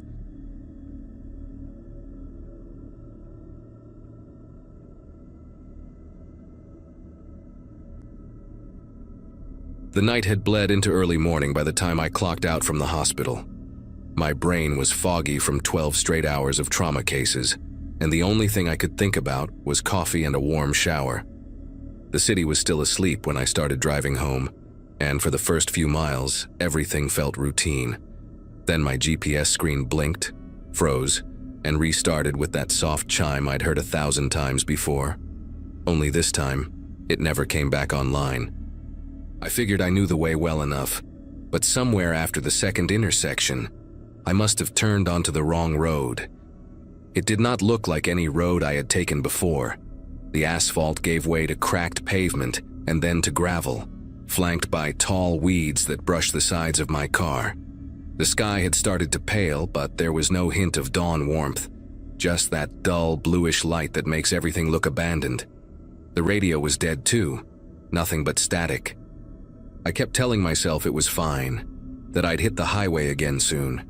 But after 20 minutes of driving past nameless turns and sagging mailboxes, I realized I hadn't seen another car at all. When the gas light blinked on, I finally spotted a small gas station just ahead, a single row of pumps, a flickering sign, and a convenience store with the metal shutters halfway down. The lot was empty. I pulled in anyway, parked near the pumps, and stepped out to stretch my legs. The air was colder than I expected, the kind of damp chill that clings to you even through your scrubs. I tried opening my phone's map again, but it showed me floating in a gray void, no roads, no landmarks. That's when I noticed the houses behind the station. They were lined along the opposite side of the road, maybe half a dozen of them, all spaced far apart. Every single one had its lights on, porch lamps, living room windows, even bedrooms glowing behind drawn curtains. And every front door I could see stood wide open. At first, I thought it was some kind of small-town quirk, maybe early risers or night shift workers like me. But there was no sound, no cars, no dogs, no movement at all. The air felt too still, like the world had paused mid-breath. I stood there for a long minute just staring at those houses. My first instinct was to call out to see if anyone answered back, but something inside me told me not to. I decided to get back into the car and keep driving, figuring the main road had to connect somewhere up ahead. As I pulled out, I glanced again toward the houses, and that was when I realized the street stretched farther than I'd thought. There were more houses beyond the curve, and all of them looked the same. Lights burning, doors hanging open, and absolute silence. The further I went, the worse it got. Every mailbox was empty, no cars in the driveways, not even trash bins by the curb. I started feeling this odd pressure in my chest, like the air itself was heavier the deeper I went into that place. My phone still had no signal, but I could see the battery draining faster than usual. I rolled the window down halfway, hoping to hear some hint of life. Insects, wind, anything. But all I caught was the low hum of my engine echoing between the houses. Eventually, I slowed the car down near an intersection where the road split in 3 directions. On the corner stood a small white house with peeling paint and a swing set in the yard. The swing was moving slightly, not fast, just that slow, steady sway that doesn't stop even when the air is still. I stared at it long enough to notice that the chain made no sound. I thought maybe it was the wind playing tricks, but there was no breeze. I put the car in park again, against my better judgment, and stepped out just to see if someone might be inside. The closer I got to that house, the more wrong everything looked. The porch light flickered faintly, and inside, through the open door, I could see the television playing static. A cereal bowl sat on the counter, milk still in it, spoon resting on the edge. It was like someone had just walked away mid-breakfast. I called out, "Hello? Is anyone home?" And the sound of my own voice made me flinch. It came out too loud, too real, like it didn't belong there. No answer came, but the swing behind me had stopped moving. I stepped inside just far enough to see the living room. The carpet was clean but damp, like it had absorbed humidity for weeks. A clock on the wall ticked quietly, yet every second felt drawn out, delayed. I remember thinking that the air smelled faintly like metal, and that detail stuck with me more than anything else. I called out again, softer this time, but my voice didn't carry far. There were family photos on the wall. 2 kids, a man in work clothes, a woman with dark hair, but all of the frames faced slightly downward, as if someone had adjusted them that way on purpose. A noise came from deeper inside the house, something light, like a foot dragging over linoleum. I froze in the doorway and listened. It happened again, slower, almost deliberate. My first thought was that someone needed help, but then I noticed the hallway lights turning off one by one, from the far end toward me. Each bulb dimmed with a faint pop, until only the living room lamp remained. My pulse hammered in my ears. I took a slow step backward toward the porch, trying not to make a sound, and that was when I saw movement in the reflection of the television screen. It wasn't clear enough to make out a person, more like a shape standing halfway down the hall. It didn't move toward me. It just stood there, outlined by the last flicker of light before the living room lamp blinked out completely. I stumbled outside, nearly tripping over the porch steps, and ran to my car without daring to look back at the door. When I slammed the door shut, the automatic headlights illuminated the front of the house. The porch light had gone dark, but in every other house up the street, the lights were still burning bright. I drove off fast enough to send gravel flying. The road twisted for miles, but every few turns I'd glimpse another cluster of houses, each one with that same eerie pattern. Lights on, doors wide open, no one in sight. I kept expecting to see a police car, a roadblock, something that would explain it, but the road only stretched farther into black fields. When my gas light started blinking again, I nearly panicked, thinking I'd never find my way back. Then out of nowhere, I saw the glow of a highway sign ahead. The sign didn't name a place I recognized, but the sight of it was enough to make me pull over and breathe for a second. My hands were slick with sweat on the steering wheel, and my throat felt raw. Behind me, the road stretched into total darkness. No headlights, no glow from those houses. I turned my car around to check just to see if they were still there. But the moment I faced that direction again, the road was empty. It was like that whole stretch of town had folded in on itself. When I reached the highway, traffic had returned. Trucks, headlights, the hum of normal life. I took the next exit with an open diner and stumbled inside, still in my scrubs, smelling like antiseptic and fear. The waitress gave me a worried look and asked if I was okay. I told her I'd taken a wrong turn near the gas station a few miles back, but she frowned and said there hadn't been a gas station out that way in years. She even called over a man sitting at the counter, some local driver, who confirmed it used to exist but burned down sometime in the early 2000s. I thought maybe I'd just mixed things up. Maybe the exhaustion had finally caught up to me.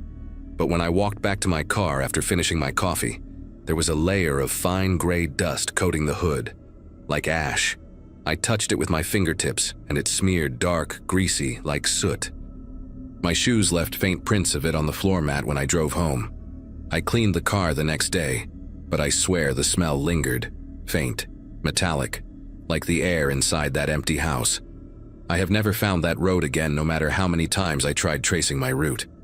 I even showed the area on the map to a coworker once, and she said it looked like farmland, nothing else.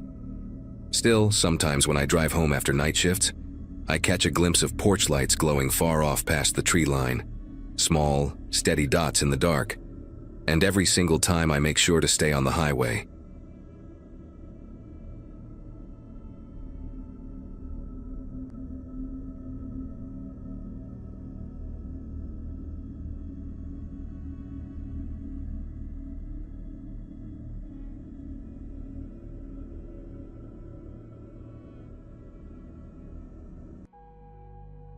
Hello everyone. Before we start, make sure to like and subscribe to the channel, and leave a comment with where you're from and what time you're watching. That way, YouTube will keep showing you stories just like this one. Now, let's begin. December had barely begun when my boss practically shoved me out the door, insisting I use the vacation days I had been hoarding since joining the accounting firm 5 years earlier. My sister always joked that by the time our old high school classmates were having their second kids, I would still be married to spreadsheets and audit reports. She was not wrong. So when a coworker mentioned his uncle rented out a cabin near Lake Champlain in Vermont, I figured why not. The place was about 3 hours from Burlington, deep in the woods, the kind of isolated retreat that promised silence and maybe a chance to remember what relaxation felt like. I packed light.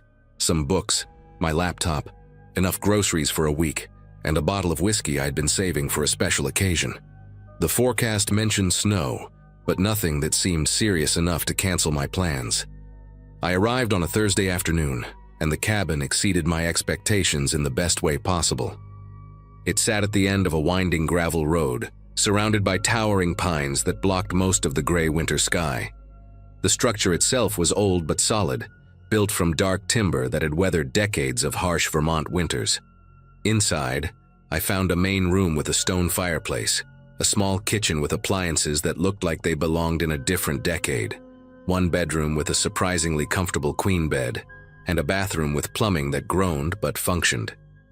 The owner, a man named Harold Brennan who spoke with the clipped efficiency of someone who valued his own time, had left a binder with instructions about the generator, the water heater, and the woodpile stacked under a tarp behind the cabin.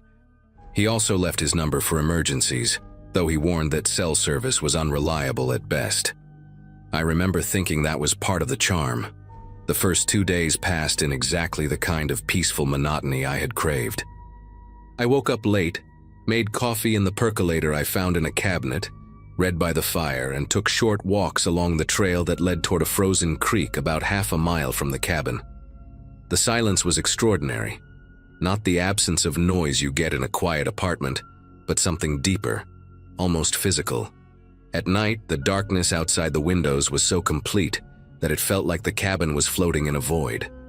I slept better than I had in years. On Saturday morning, I noticed the sky had turned the color of wet cement, and the temperature had dropped significantly.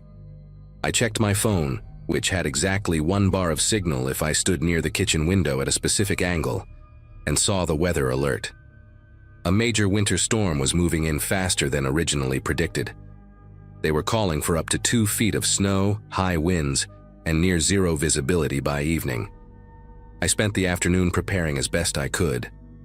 I brought extra firewood inside, filled every container I could find with water in case the pipes froze, and made sure I knew how to operate the backup generator Harold had mentioned. By 4 in the afternoon, the snow had started falling with an intensity that surprised me. The flakes were not the gentle, picturesque kind you see on Christmas cards. These were dense, heavy, driven sideways by gusts that made the cabin walls creak. Within an hour, the gravel road had completely disappeared under a white blanket, and the pine trees at the edge of the clearing had become vague, dark shapes behind curtains of swirling snow. I told myself this was fine, even exciting in a way. I had food, I had heat, I had nowhere I needed to be. The storm would pass, the plows would come eventually, and I would have a good story to tell back at the office. That confidence lasted until about 6:30, when every light in the cabin flickered twice and then went dark. The sudden blackness was disorienting in a way I had not anticipated. I sat there on the couch for a long moment, waiting for the lights to come back on, listening to the wind howl against the windows like something trying to get in. When it became clear the power was not returning on its own, I fumbled for my phone and used its flashlight to find the candles Harold had mentioned in his binder. There were about a dozen of them in a kitchen drawer, along with a box of matches that smelled faintly of sulfur. I lit 3 and placed them around the main room, creating small islands of flickering orange light that barely pushed back the darkness. The fireplace was still going strong, thank God, so at least I had warmth and some visibility in that part of the cabin. I tried my phone again, hoping to call Harold or maybe reach emergency services, but the signal had vanished completely. The storm must have knocked out the nearest cell tower, or maybe the conditions were just too severe for any signal to penetrate. Either way, I was officially cut off from the outside world. The generator was my next thought, but Harold's instructions had been clear that it was only for true emergencies and required manual startup from outside. The unit sat in a small shed about 30 feet from the back door, near the woodpile. I put on my heaviest coat, pulled a wool hat down over my ears, and grabbed the flashlight I had seen in the closet by the front entrance. When I opened the back door, the cold hit me like a physical blow. That deep, wet, penetrating cold that Vermont winters specialize in. The snow was coming down so thick I could barely see the woodpile, and the wind immediately tried to rip the door from my grip. I stepped outside, sinking almost to my knees in the fresh accumulation, and made my way toward the generator shed. That was when I first noticed the footprints. They emerged from the tree line to my left, a trail of depressions in the snow that curved around the side of the cabin rather than approaching the front door or the road. They were partially filled in, maybe an hour or 2 old based on how much fresh snow had accumulated inside them, but still distinctly visible in the beam of my flashlight. I stood there for a moment, snow pelting my face, trying to make sense of what I was seeing. My first thought was that maybe Harold had come by to check on the property before the storm hit, or perhaps a neighbor from one of the other cabins in the area had wandered over for some reason. But that did not explain why the prints went around the cabin instead of toward the front door, and it did not explain why there were no prints leading back out. The rational part of my brain, the part that had spent years analyzing data and finding logical explanations for discrepancies, insisted there had to be a simple answer. Maybe the person had walked around the entire cabin and then left via the road, and those prints were already buried. Maybe it was just a hiker who had gotten turned around in the early snow and used the cabin as a landmark before continuing on their way. I told myself these things as I trudged to the generator shed, got the unit running after 3 attempts, and made my way back inside. The lights came on with a reassuring hum, and I locked the back door behind me, stamping snow off my boots onto the mat. I checked the front door too, confirming it was locked, and even tested the windows in the bedroom and bathroom. Everything was secure. I poured myself a glass of the whiskey I had brought, sat down by the fire, and tried to convince myself I was being ridiculous. The next hour passed slowly. I attempted to read, but found myself rereading the same paragraph over and over, my attention constantly pulled toward the windows and the impenetrable white darkness beyond them. The wind had picked up even more, creating strange whistling sounds as it forced its way through gaps I had not noticed before. Every few minutes, the cabin would groan or pop as the old timber adjusted to the temperature, and each time my heart would jump before I recognized the sound for what it was. I kept thinking about those footprints, playing the image over in my mind, trying to remember details I might have missed. Had there been just one set of prints, or could there have been two? How large were they, average size or bigger? I had not thought to look closely, too focused on reaching the generator and getting back inside. Around 8 o'clock, I decided to make myself some dinner, more for the distraction than actual hunger. I was standing at the stove, heating up a can of soup when I heard it.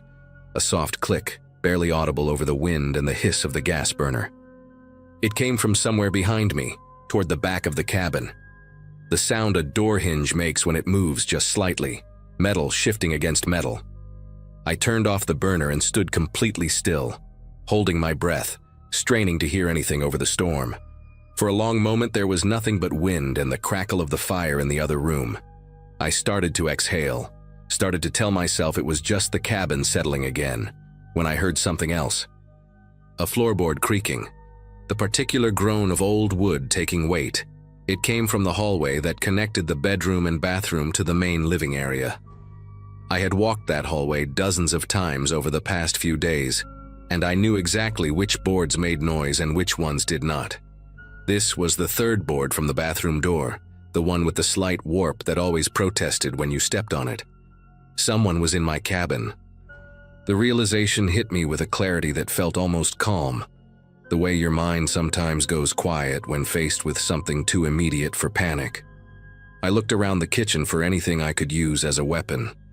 The knife block on the counter held a few dull blades that Harold probably used for vegetables. I grabbed the largest one, a chef's knife with a wooden handle worn smooth from years of use, and positioned myself so I could see the hallway entrance while keeping my back against the refrigerator. The seconds stretched into something elastic and unbearable. I watched the dark mouth of that hallway, waiting for a shape to emerge, waiting for some confirmation that I was not losing my mind. The generator hummed steadily outside. The light stayed on and the fire continued its oblivious crackling in the living room. Then I heard another creak, this one from a different board, closer to the hallway entrance. Whoever was back there was moving slowly, carefully, like someone who knew exactly where they were going and was in no hurry to get there. I thought about calling out, demanding to know who was there, but something stopped me. If this person had snuck into the cabin during a blizzard, had waited silently while I checked the locks and poured my whiskey and tried to read, they were not here for a friendly introduction. They had been counting on the storm, on my isolation, on the fact that no one could reach me and I could not reach anyone else. My phone sat uselessly on the coffee table in the living room, no signal, no help. The nearest neighbor was probably 5 miles away, and the road was impassable. Even if I could get outside, I would freeze to death before I made it anywhere. I was trapped in this cabin with someone who had chosen this exact situation to make their move. I made a decision in that moment, the kind of decision you make when every option is terrible, and hesitation feels like the worst choice of all. Instead of waiting for whoever it was to come to me, I moved first. I crossed the kitchen in 3 quick steps, flattened myself against the wall beside the hallway entrance and listened. The breathing I heard was not my own. It was slower, more controlled, coming from just around the corner, maybe 6 feet away. I could smell something faint beneath the wood smoke and the cold air that had crept inside. Cigarettes, stale and ingrained in fabric, mixed with something earthier, like damp soil. I gripped the knife tighter and tried to think. The light switch for the hallway was on the other side of the entrance, impossible to reach without exposing myself. But I remembered the cabin's layout, remembered that the bathroom had a small window above the toilet, barely big enough for a person to squeeze through. If this person had come in through that window, they had left it open or unlocked. If I could get past them, get to the front door, maybe I could make it to my car. The keys were in my coat pocket, and my coat was hanging by the front entrance. It was insane. It was probably suicide in this weather, but staying here felt worse. I do not know where the courage came from, or maybe it was not courage at all, but something more like desperate animal instinct. I grabbed a ceramic mug from the counter and hurled it down the hallway as hard as I could. It shattered against the far wall with a sharp crack, and in that same instant I heard movement. Fast movement. Someone reacting to the sound. I did not wait to see what happened. I ran for the front door, my socks sliding on the wooden floor, and grabbed my coat from the hook without stopping to put it on. My fingers found the deadbolt, twisted it open, and I threw myself out into the screaming white void of the storm. The cold was immediate and brutal, cutting through my sweater like it was made of paper. I could not see more than 3 feet in front of me, but I knew roughly where I had parked, and I ran in that direction, high-stepping through snow that came up past my knees. Behind me, I heard the cabin door bang open against the wall. Someone was following. I found my car more by luck than memory, my outstretched hand colliding with the cold metal of the hood. I fumbled with the coat, jamming my arms into the sleeves while trying to dig the keys from the pocket. The engine turned over on the second try. I had never been more grateful for anything in my life. I threw the car into reverse, felt the tires spin uselessly for a horrifying moment, then catch on something solid beneath the snow. The headlights cut through the blizzard just enough to show me a figure standing about 20 feet away, motionless, watching. It was a man, tall and lean, wearing dark clothing that was already coated in white. I could not make out his face through the snow, but I could see he was holding something in his right hand, something that caught the headlight beam with a dull metallic glint. I did not wait to identify it. I swung the car around, felt it fishtail wildly, and aimed for where I remembered the road beginning. The next 3 hours were the longest of my life. I drove at maybe 10 miles per hour, unable to see the road, running off into ditches twice and somehow managing to rock the car free both times. My phone found a single bar of signal somewhere around midnight, and I called 911 with fingers so numb I could barely press the buttons. The police found the cabin the next morning after the storm had passed. The bathroom window was open, the latch forced from outside. Inside, they discovered muddy boot prints throughout the hallway and bedroom, along with a backpack hidden under the bed containing duct tape, zip ties, a hunting knife, and a prepaid phone with no contact saved. They never caught the man. The detective who interviewed me, a tired-looking woman named Audrey Sims, told me they suspected it was connected to 2 other break-ins at remote properties in the region over the past year, though those victims had not been as lucky as me. She did not elaborate on what that meant, and I did not ask. Harold Brennan refunded my rental payment and apologized profusely, though I could tell he was more worried about liability than my well-being. I drove back to my apartment in Burlington that same day, checked into a hotel instead, and did not sleep without the lights on for the next 3 months. Even now, 2 years later, I cannot hear the creak of a floorboard or the click of a door hinge without my whole body going rigid. I still do not know who that man was or why he chose that cabin, that night, that storm, but I know he was patient, I know he was prepared, and I know that if I had waited another 30 seconds in that kitchen, I would not be here to write this.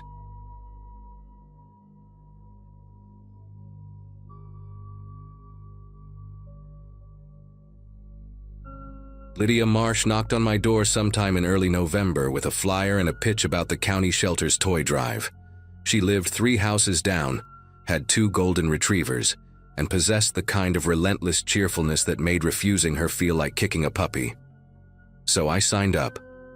By mid-month, I had become weirdly obsessed with the whole thing, buying discounted toys during my lunch breaks, asking coworkers at the insurance office if they had anything to donate, even wrapping some of the gifts myself with paper covered in cartoon snowmen. It gave me something to focus on, which I desperately needed. My marriage had ended that spring after barely 2 years, and at 26, living alone in a small house on Birchwood Lane, I was still figuring out who I was outside of being someone's wife.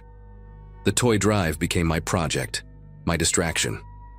By that Saturday morning in late fall, I had 2 heavy shopping bags stuffed with donations sitting by my front closet, waiting for the official neighborhood pickup scheduled for Sunday afternoon. That Saturday began like any other day off, slow, aimless, deliberately lazy. I made coffee around 9, let my cat Clementine yell at me until I refilled her food bowl, and decided to finish hanging the last of my holiday decorations. The weather outside was sharp and bright, frost still visible on the grass even though the sun had been up for hours. I put on a playlist of old Christmas songs, the kind with crooning vocals and orchestral arrangements that reminded me of my grandmother's kitchen. Bing Crosby, Nat King Cole, all those voices from another era filling my living room while I untangled a string of lights. Around 11, I was standing on a step stool near the window, trying to hook an ornament onto a high branch, when I heard kids laughing somewhere down the block. Normal neighborhood sounds, safe sounds. I stepped down, surveyed my work, and decided the tree looked decent enough. Then came the knock, 3 soft taps on my front door. I glanced at the clock on the mantel, 11:47. My first thought was that Lydia had come a day early for the donations. I wiped my hands on my jeans and walked toward the door, still humming along to the music. He was not what I expected.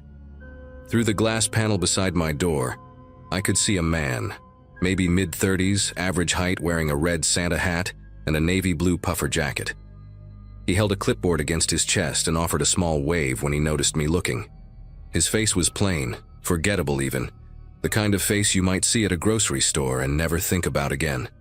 He had a short beard, neatly trimmed, and wire-rimmed glasses that caught the light.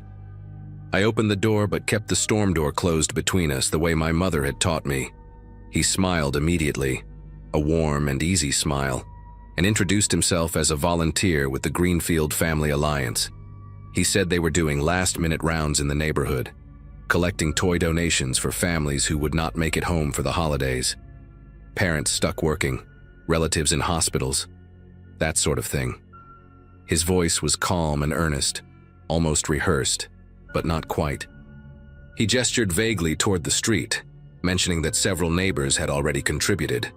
I noticed a white van parked a few houses down, unmarked, its engine apparently off.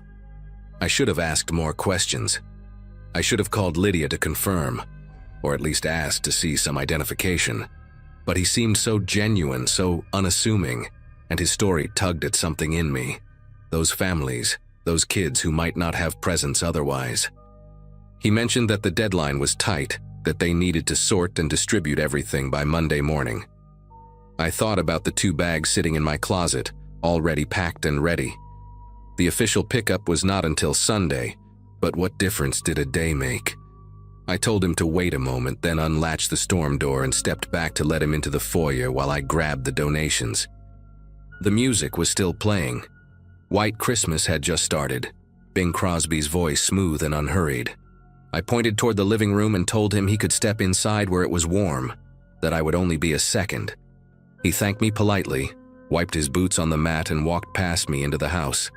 I turned toward the closet, reached for the bags on the floor, and heard the soft click of the front door closing behind him. At the time, I thought nothing of it. He was just keeping the cold out. When I turned back around, bags in hand, he was standing in the middle of my living room. The clipboard he had been holding was now resting face down on my kitchen counter, and his posture had shifted, something subtle but unmistakable. His shoulders were squared, his hands loose at his sides, and the friendly smile had vanished completely. His face was blank now, almost bored, like he had taken off a mask he no longer needed. The Santa hat suddenly looked grotesque, a joke that was not funny anymore. I asked if everything was okay, my voice coming out higher than I intended. He did not answer immediately. Instead, he tilted his head slightly, studying me the way someone might examine an insect pinned to a board. Clementine had disappeared, probably hiding under the bed, the way she always did when strangers came over. The music kept playing, some cheerful melody about sleigh bells, and the absurdity of it made everything feel dreamlike and wrong. I took a step backward, still holding the bags, and asked again what was going on. He finally spoke, and his voice was different now, flatter, emptier, stripped of the warmth from before. He said I had a nice place. He said he had been watching the neighborhood for a few weeks, learning the routines, figuring out who lived alone. My chest tightened, and I felt my breathing go shallow. He took a slow step toward me, and I instinctively moved back until my hip bumped against the edge of the couch. I asked him what he wanted, trying to keep my voice steady, trying to sound calm even though every nerve in my body was screaming. He said he had not decided yet. That was the part that terrified me most. Not anger, not threats, just that casual indifference, like I was a problem he was still working out in his head. I glanced toward the front door and saw what I had missed before. The deadbolt was turned. He had locked it. The bag slipped from my grip and hit the floor with a soft thud, toys scattering across the carpet. Outside, I could still hear those kids laughing somewhere down the block, completely unaware of what was happening inside my house. My phone was on the kitchen counter, maybe 10 feet away, sitting right next to that clipboard. He noticed me glance toward it and shook his head slowly, almost like a disappointed teacher. He told me not to do anything stupid. He said he did not want this to get complicated. I tried to think, tried to remember anything useful from those self-defense articles I had skimmed online but never taken seriously. My back door led to the yard, but it was on the other side of the kitchen, past him. The windows were old and painted shut. I had been meaning to fix that for months. My mind raced through options and found nothing. He started walking toward me, not fast, not aggressive, just steady and deliberate, like he had all the time in the world. I backed up until I hit the wall near the hallway, my shoulder knocking a framed photo that clattered but did not fall. He stopped about 3 feet away and just stood there, looking at me with those flat, empty eyes behind his wire-rimmed glasses. Up close, I noticed a small scar near his left eyebrow, a thin white line cutting through the skin. He smelled like cigarettes and something else, something chemical, like industrial cleaner. Then he reached into his jacket pocket, and I thought that was it. I thought he was going to pull out a knife or a gun or something worse. Instead, he pulled out a roll of duct tape. Gray, industrial, the heavy-duty kind.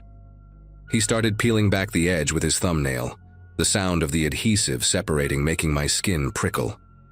He told me to turn around and put my hands behind my back. His voice was calm, instructional, like he was explaining how to assemble furniture. I did not move. I could not move. My legs felt like they belonged to someone else, rooted to the floor and trembling. He sighed, a small exhale of irritation, and repeated himself. Slower this time, enunciating each word like I was a child who did not understand. I thought about screaming, but the music was still playing, and the nearest neighbor was Lydia, 3 houses down, probably inside with her dogs. I thought about fighting, but he was bigger than me and I had never thrown a punch in my life. So I did something desperate and stupid. I ran. Not toward the door, not toward the kitchen, but down the hallway toward my bedroom where I knew there was a lock on the door and a phone charger plugged into the wall, which meant maybe, just maybe, my old backup phone was still in the nightstand drawer. I heard him curse behind me, his boots heavy on the hardwood as he followed.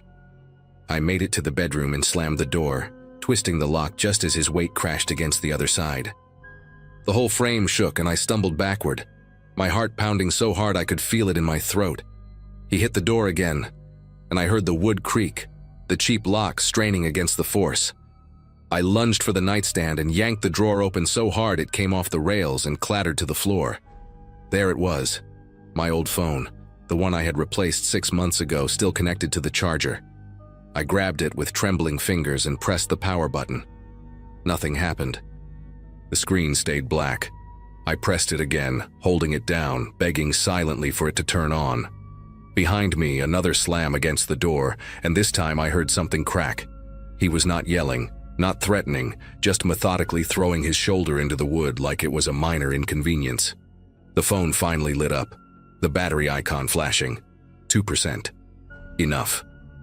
I dialed 911 and pressed the phone to my ear, my whole body shaking as I backed into the corner between the bed and the wall.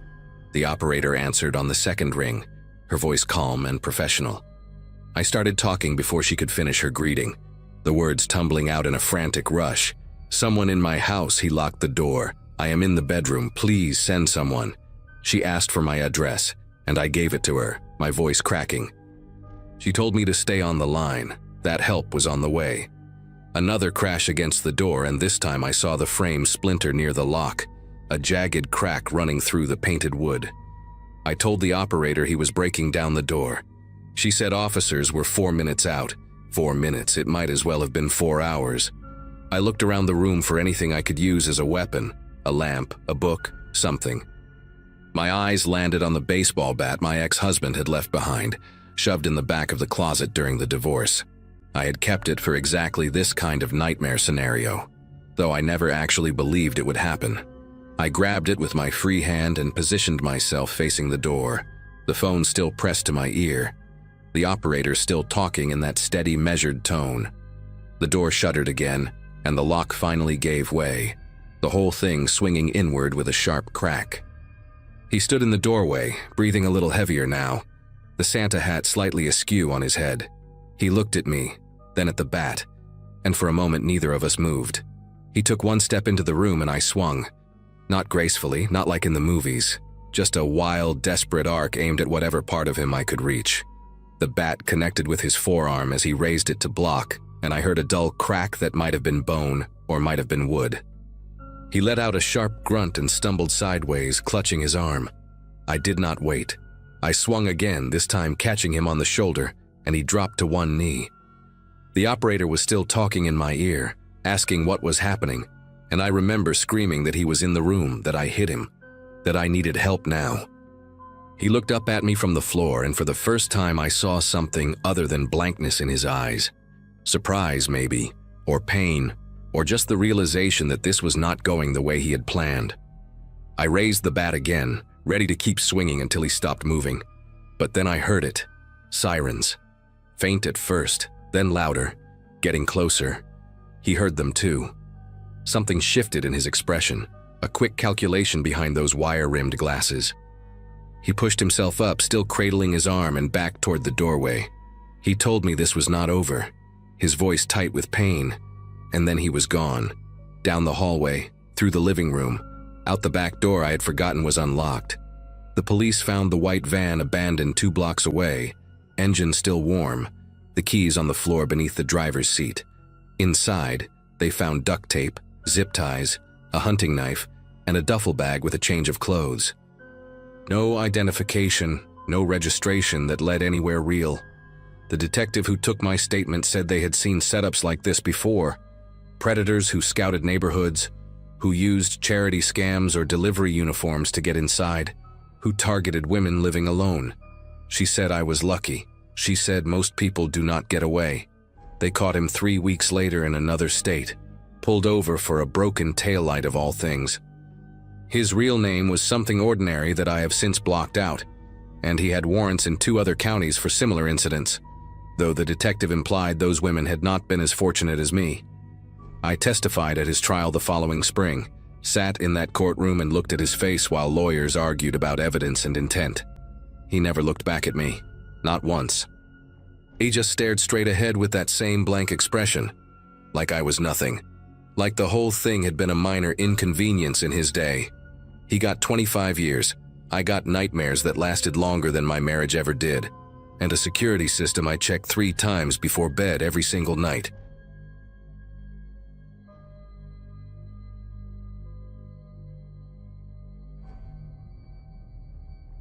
"9 years doing this job, and I thought I had seen every kind of call there is.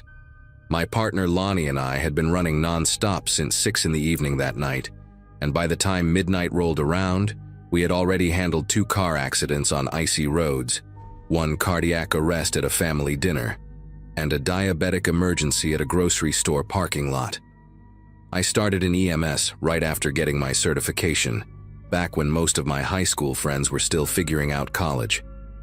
That particular shift fell on one of the coldest nights we had all winter, the kind of cold that bites through your uniform no matter how many layers you wear underneath. We had just finished restocking the rig at the hospital when dispatch crackled through with another call.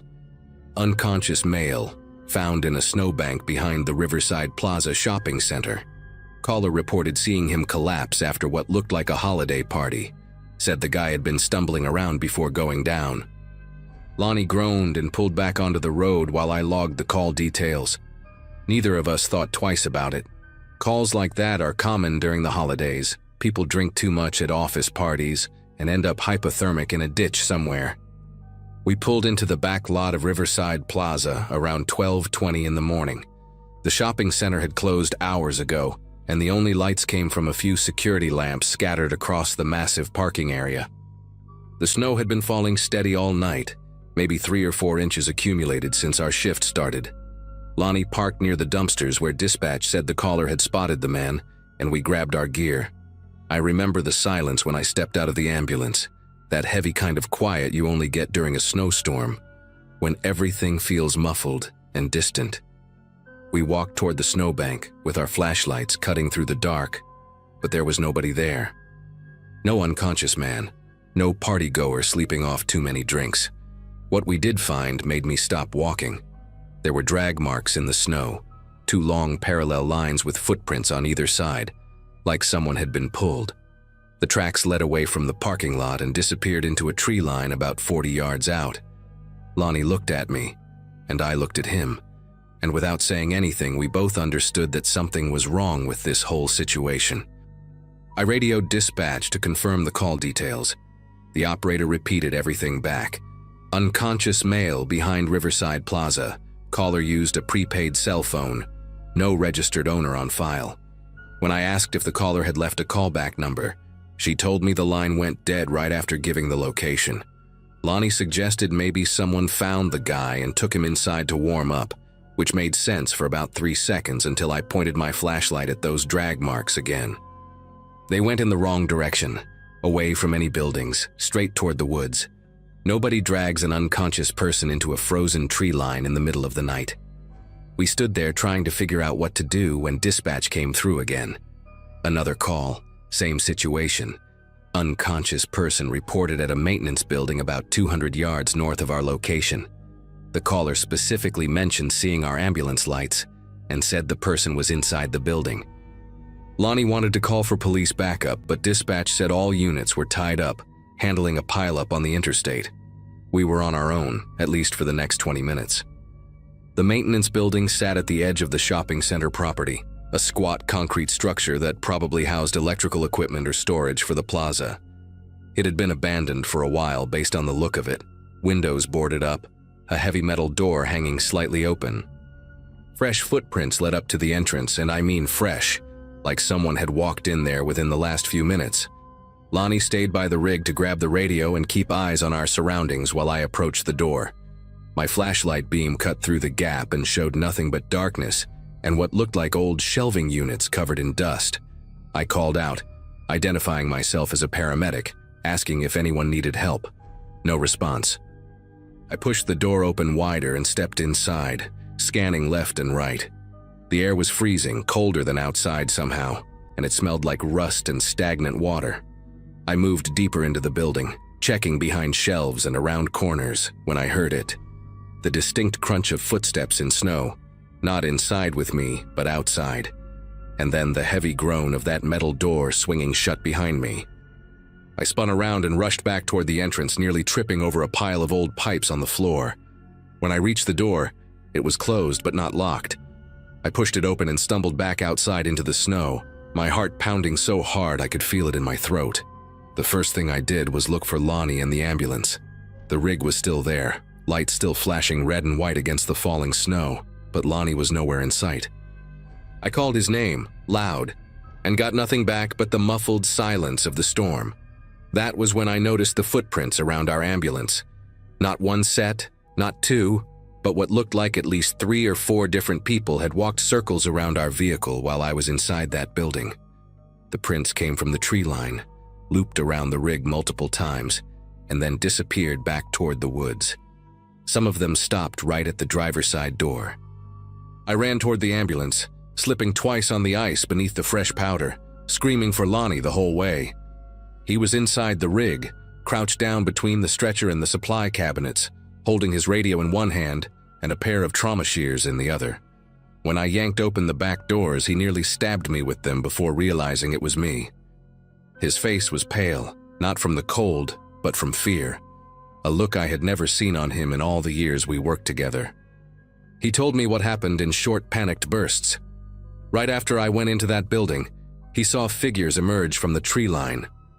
3 of them, maybe 4. He could not tell for sure because they stayed just outside the reach of our emergency lights. They walked toward the ambulance slowly, not rushing, not speaking, just approaching in total silence. Lonnie locked himself inside and tried to radio for help. but all he got was static.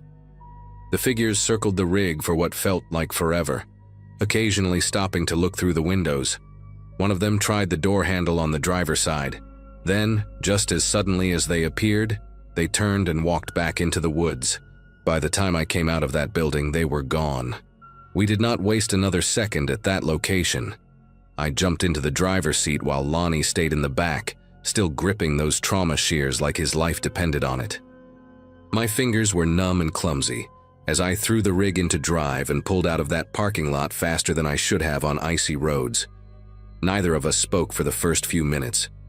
I kept checking the mirrors, expecting to see headlights following us, or figures running behind the ambulance, but there was nothing except darkness and snow. When we finally got back onto the main road, I radioed dispatch and told them we were returning to base, that the calls were false, and we needed to speak with a supervisor immediately. The operator sounded confused, asked me to repeat myself, and then put me on hold. Lonnie climbed into the front passenger seat and just sat there staring straight ahead, his breath visible in quick little clouds.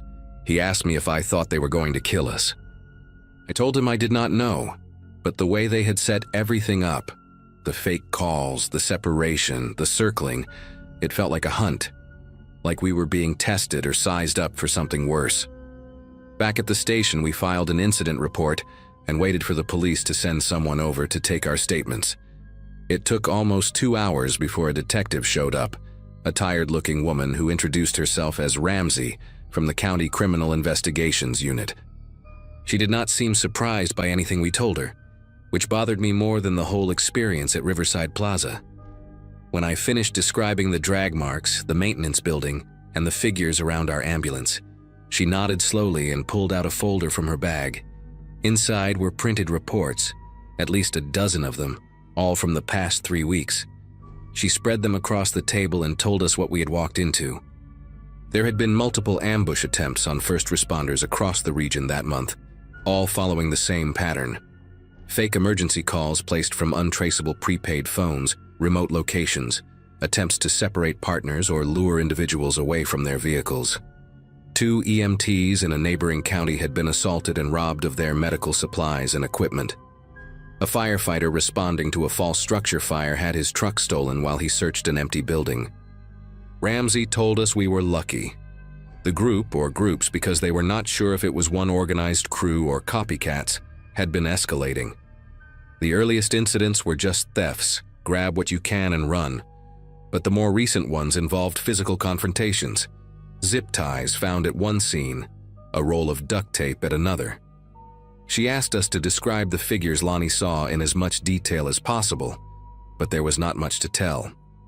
Dark clothing, average height, no distinguishing features visible in the snow and darkness. Could have been anyone.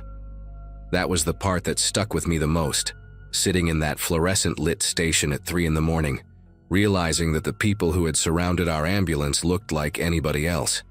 They were not monsters or criminals you could spot from a distance. They were just people who had decided that paramedics responding to fake emergencies made easy targets. Ramsey collected our statements, gave us her card, and told us to call if we remembered anything else. Before she left, she mentioned that they had recovered one of the prepaid phones used to make a false call the week before. No fingerprints. Bought with cash at a convenience store 60 miles away. Completely untraceable. I finished my shift that night because we were short-staffed and there was no one to replace me.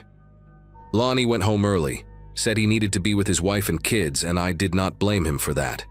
The rest of the night passed without incident, just routine calls, a slip and fall at a nursing home, chest pain that turned out to be anxiety, the usual stuff that keeps you busy until sunrise.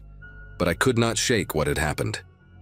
Every time we pulled up to a scene, I found myself scanning the tree lines, checking for footprints that should not be there, looking for figures standing just outside the light. When my relief finally arrived at 7 in the morning, I sat in my car in the parking lot for almost 20 minutes before I felt calm enough to drive home. I kept thinking about those drag marks in the snow behind Riverside Plaza. There was no victim, no unconscious man from a holiday party. The drag marks were bait, staged to make us curious, to draw us toward the woods or keep us distracted while they moved into position. Someone had planned that, had thought it through, had known exactly how paramedics would react to what they found. The police never made any arrests connected to what happened to us that night. Ramsey called me once, about 3 weeks later, to tell me that the incidents had suddenly stopped. No more fake calls, no more ambush attempts, nothing. The group or whoever they were just vanished like they had never existed. She said sometimes these things happen. Criminals move to a different area or get spooked by increased police presence and decide to lay low. But she did not sound convinced, and neither was I. I still work EMS, still run calls in the same areas we covered that night. And every time I drive past Riverside Plaza, I feel my chest tighten. They never boarded up that maintenance building. I checked a few months ago, drove by on my way home after a shift just to see. The door was still hanging open, same as it was that night, and I swear I saw fresh footprints in the mud leading up to the entrance. I did not stop to investigate. I just kept driving and told myself it was probably nothing. Probably just kids or homeless people looking for shelter. But part of me knows that is not true. Part of me knows that whoever was out there that night is still out there, waiting for the right moment, the right call, the right paramedic stupid enough to walk into a dark building alone. Lonnie transferred to a different station about 2 months after the incident. We still talk sometimes, grab a beer when our schedules line up, but we never discuss what happened at Riverside Plaza. It is like an unspoken agreement between us, a door we both decided to keep closed. I think about it though, more often than I would like to admit. I think about how close we came to being another report in Ramsey's folder, another pair of first responders who walked into a trap and did not walk out. The thing that haunts me most is not the figures in the dark or the sound of that metal door closing behind me. It is the fact that I still do not know what they wanted. Were they after drugs from our medical supplies, the ambulance itself? Or was it something worse, something the zip ties and duct tape suggested? I will never have an answer to that question. All I know is that every time my radio crackles with a call to a remote location, every time dispatch sends me somewhere isolated in the middle of the night, I hesitate for just a second before responding. And in that second, I see those drag marks in the snow, leading nowhere, put there by someone who knew exactly what they were doing.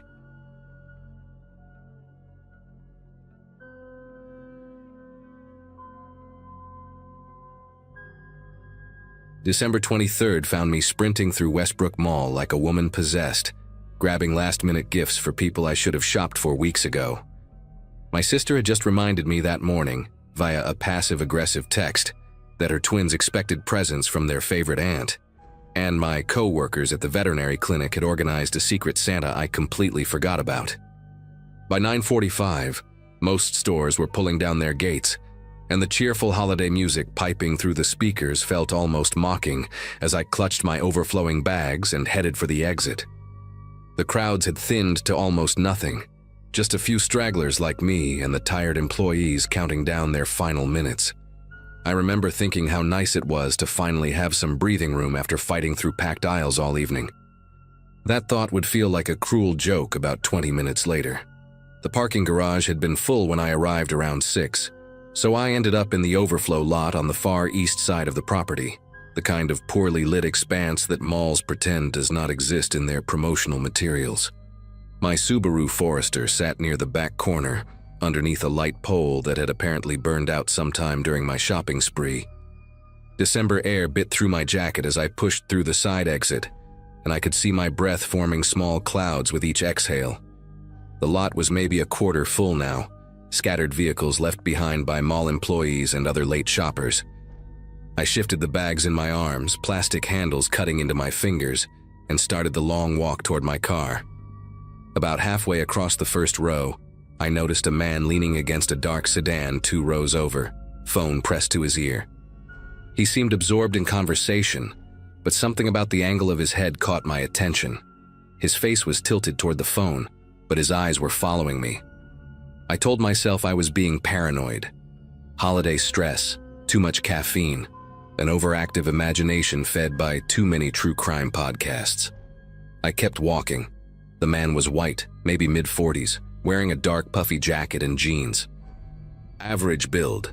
Nothing remarkable about him except for the way he stood. loose and patient, like someone who had nowhere else to be. I glanced back once, casually, pretending to check something on my phone. He was still there, still holding his phone to his ear, but now his body had shifted to face my direction entirely. No one talks on the phone standing like that, squared up toward a stranger in a parking lot. My pace quickened without me consciously deciding to speed up. The bags bounced against my legs with each step, and I cursed myself for buying so much stuff I did not even need. A ceramic diffuser for my mother, a weighted blanket for my brother-in-law, scented candles, chocolate boxes, a stuffed elephant for the twins. All of it suddenly felt unbearably heavy. I angled slightly to the left, toward a row of cars closer to the mall building, telling myself I just wanted to take a different route. A longer route, sure, but one that kept me nearer to the building's lights. He moved too, not immediately. He waited maybe 5 seconds, but then he pushed off from the sedan and started walking in a parallel line to mine, still holding that phone to his ear like a prop. The distance between us stayed constant, about 40 feet, and he matched my pace with an ease that made my throat tighten. This was not coincidence. This was not some guy waiting for his wife to finish shopping. I pulled my own phone from my pocket, genuinely this time, and pretended to make a call while I kept walking. "Hey, yeah, I am almost at the car," I said to no one, loud enough for my voice to carry across the cold air. "Can you come meet me? I am in the east lot." The words felt flimsy, a pathetic bluff that I doubted would fool anyone. I risked another glance. The man had stopped walking but remained standing between 2 parked trucks, watching me. Not hiding anymore, not pretending. Just watching, phone now lowered to his side, as if he knew the game had changed and did not care. My car was maybe 60 feet away now. I could see the familiar shape of my Forester, the little dent on the rear bumper from when I backed into a mailbox last spring. Safety was right there, so close I could almost taste it. I abandoned any pretense of calm and walked faster, nearly jogging, the bags swinging wildly and smacking against my thighs. My keys were buried somewhere in my purse, and I started digging for them one-handed while trying not to drop everything. That is when I heard the engine, a low rumble coming from somewhere behind me, growing louder. I turned my head just enough to see a white van, windowless on the sides, the kind contractors use, pulling slowly out of a parking spot near the back of the lot.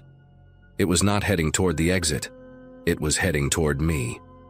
The van crawled forward at maybe 5 miles per hour, its headlights off despite the darkness, and I realized with a sickening clarity that it was positioning itself between me and my car. I changed direction immediately, cutting hard to my right, aiming for the mall entrance I had come out of just minutes ago. My heels clicked frantically against the pavement, and I heard the van accelerate slightly, adjusting its course to intercept me.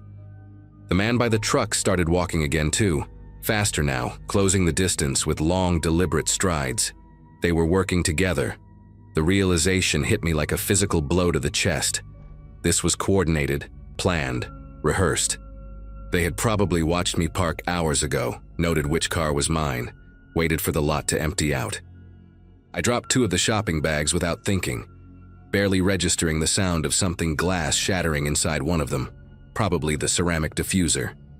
My legs burned as I pushed myself to move faster, but the mall entrance seemed impossibly far away, a distant rectangle of light that kept receding no matter how hard I ran. The van's engine growled behind me, closer now, and I could hear the crunch of its tires on loose gravel. Then I saw the mall door, the one I had exited through, and a security guard was standing there, locking it from the inside. He was an older black man with gray hair, wearing one of those standard Navy uniforms with a patch on the shoulder. I screamed. Not words, just a raw, desperate sound that tore out of my throat before I could even think. The guard looked up, startled, and I waved my arms wildly while still running toward him. "Help me, please." My voice cracked on the second word. He squinted into the darkness of the lot, and I saw the exact moment his expression shifted from confusion to alarm. He fumbled with the door, pushing it back open. And I have never been so grateful to see a stranger in my entire life. Behind me, I heard the van's brakes squeal, a sharp, ugly sound, and when I dared to look back, I saw it reversing, backing away toward the far end of the lot. The man on foot had vanished completely, melted into the shadows between the parked cars like he had never existed at all. I practically threw myself through the door, stumbling into the guard's arms, gasping and shaking so badly I could barely stand. He caught me, steadied me, asked me what happened in a voice that was calm but urgent. I tried to explain. The man watching me, the van blocking my path, how they had moved together like wolves herding prey, but the words came out jumbled, fractured. He guided me to a bench near the food court entrance and told me to sit while he radioed for backup. The mall was eerily quiet now, most of the lights dimmed for the night, and I sat there hugging myself and watching the door like those men might come crashing through it any second. My phone was still clutched in my hand, screen cracked from when I must have gripped it too hard during my sprint. I called 911 with trembling fingers, my voice steadier now but still thin, and told them everything I could remember. The dark sedan, the white van with no windows, the man in the puffy jacket who had tracked my every move with the patience of a predator. The police arrived within 15 minutes.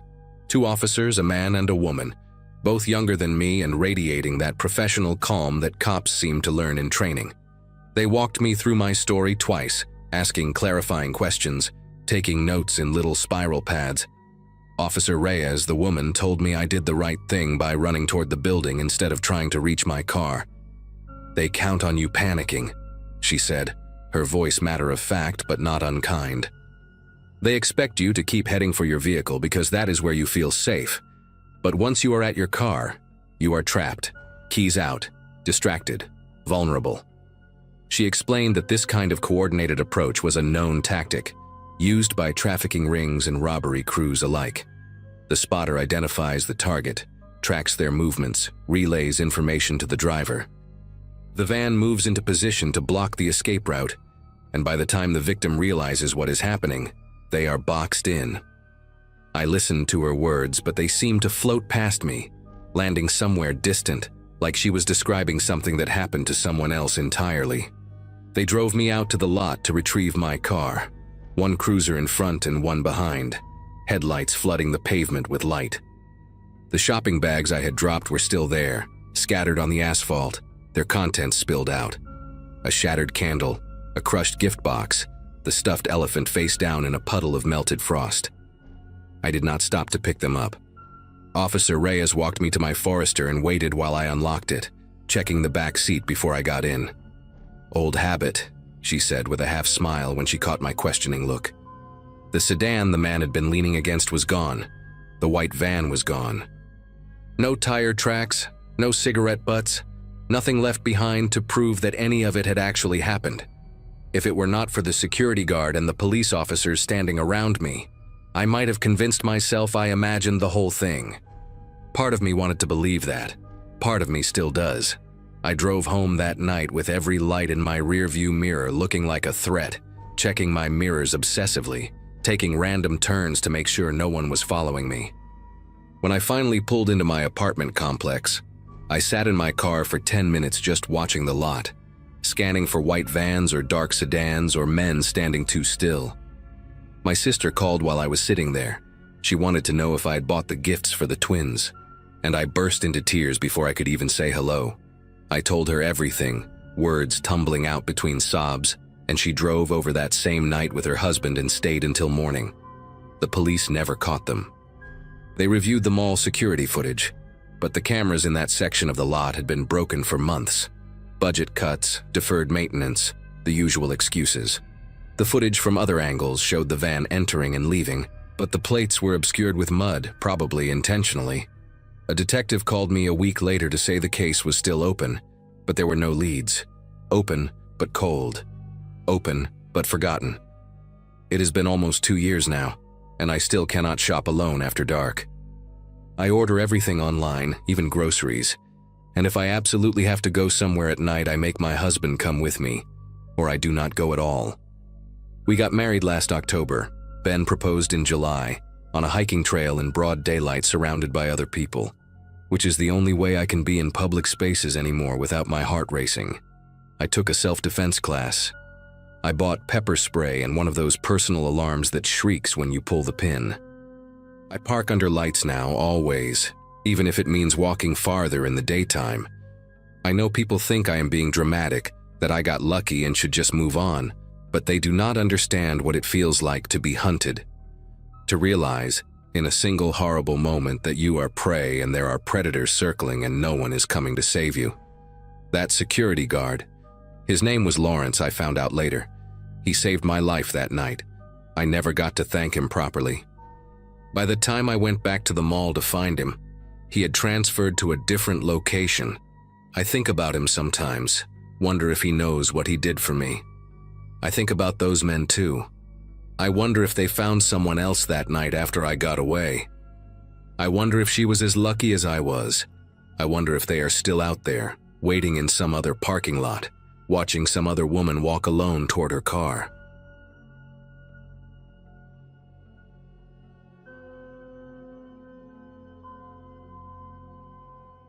Christmas Eve of 2022 found me standing behind the counter of a speedway station off Route 9 in rural Ohio, watching snow pile up against the gas pumps like white barricades.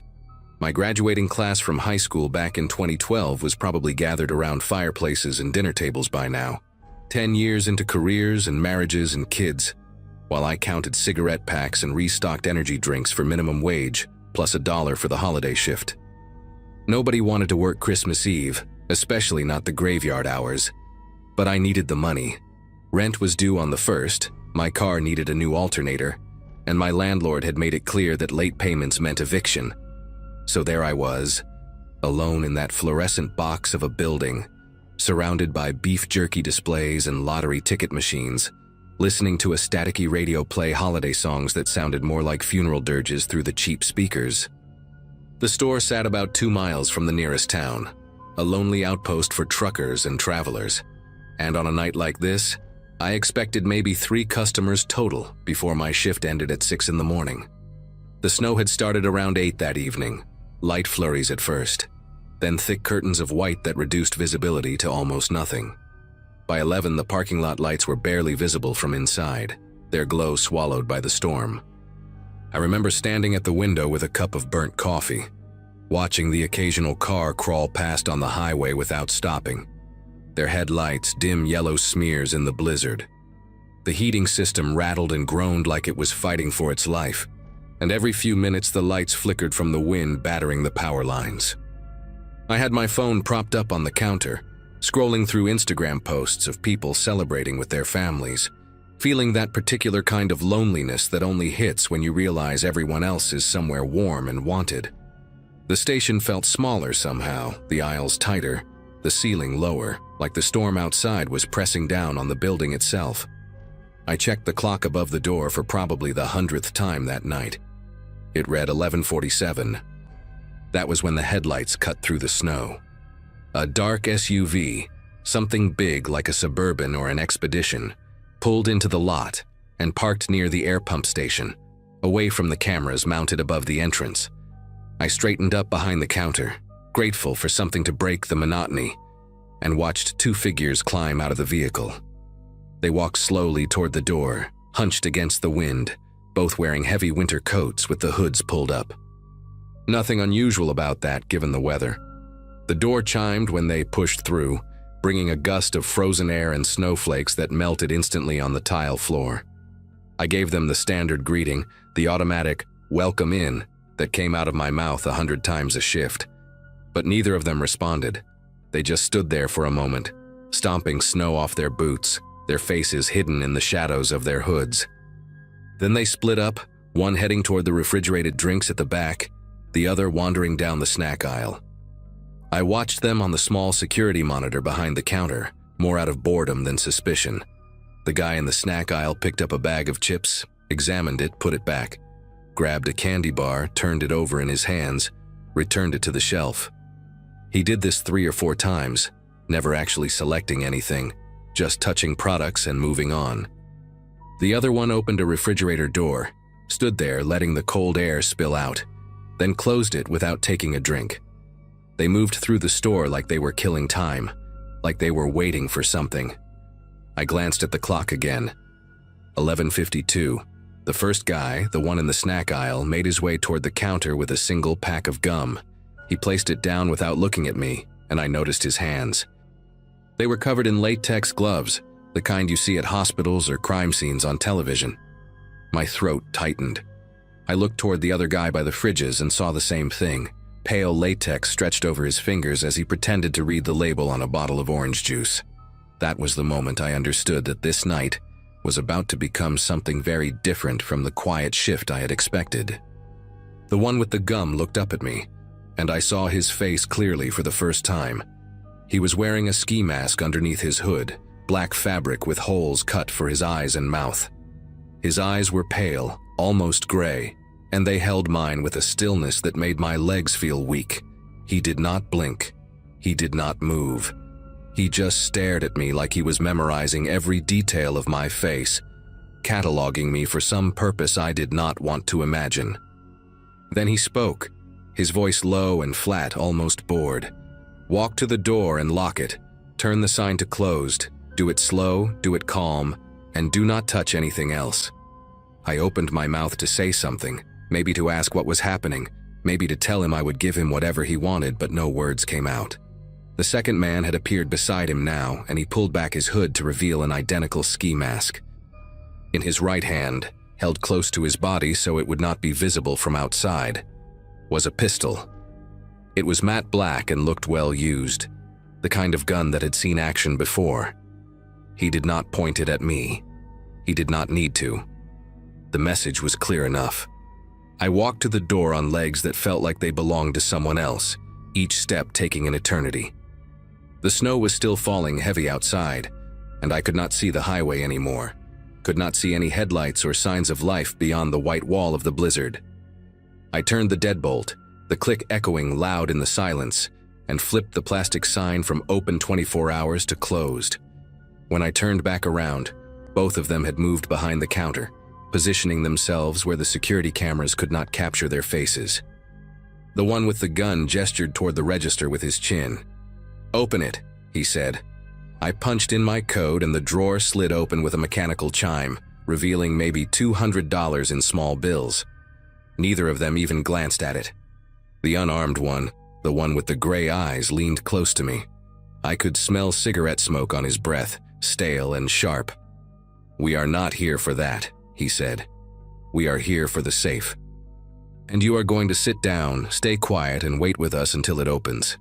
He checked his watch, a cheap digital thing with a cracked screen. 34 minutes. They made me sit on the floor behind the counter, my back against the cigarette display case, my knees pulled up to my chest. The one with the gun, the shorter of the two, positioned himself by the window where he could watch the parking lot without being seen from outside. The other one, gray eyes, sat on the small stool I usually use during slow nights, spinning slowly back and forth like a bored child waiting for a dentist appointment. Nobody spoke. The radio kept playing Christmas songs, Silent Night segueing into Jingle Bells with cruel irony, and I wanted to scream at it to shut up.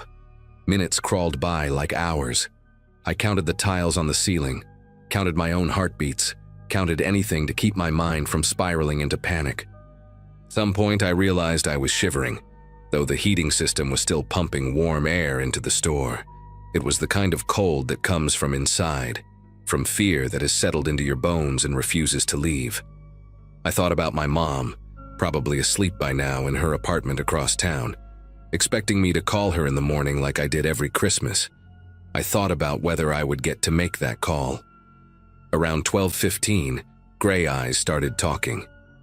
Not to me exactly, but in my direction, like he was thinking out loud and I just happened to be there. "You work every Friday night," he said, his voice casual, almost friendly. "And every other Wednesday. You close alone on those shifts. The other guy, the older one with the beard, he leaves at 10 and you take over until morning." My stomach turned to ice. He continued, ticking off details like he was reading from a list. "Police patrol comes by around 2 in the morning, sometimes 2:30. They slow down, check the lot, but they never come inside unless there is a car parked out front. No car, no check. That is why we parked around back, behind the dumpsters." He smiled beneath his mask. I could see the fabric stretch around his mouth. We have been watching this place for 9 days. We know when the cash pickups happen.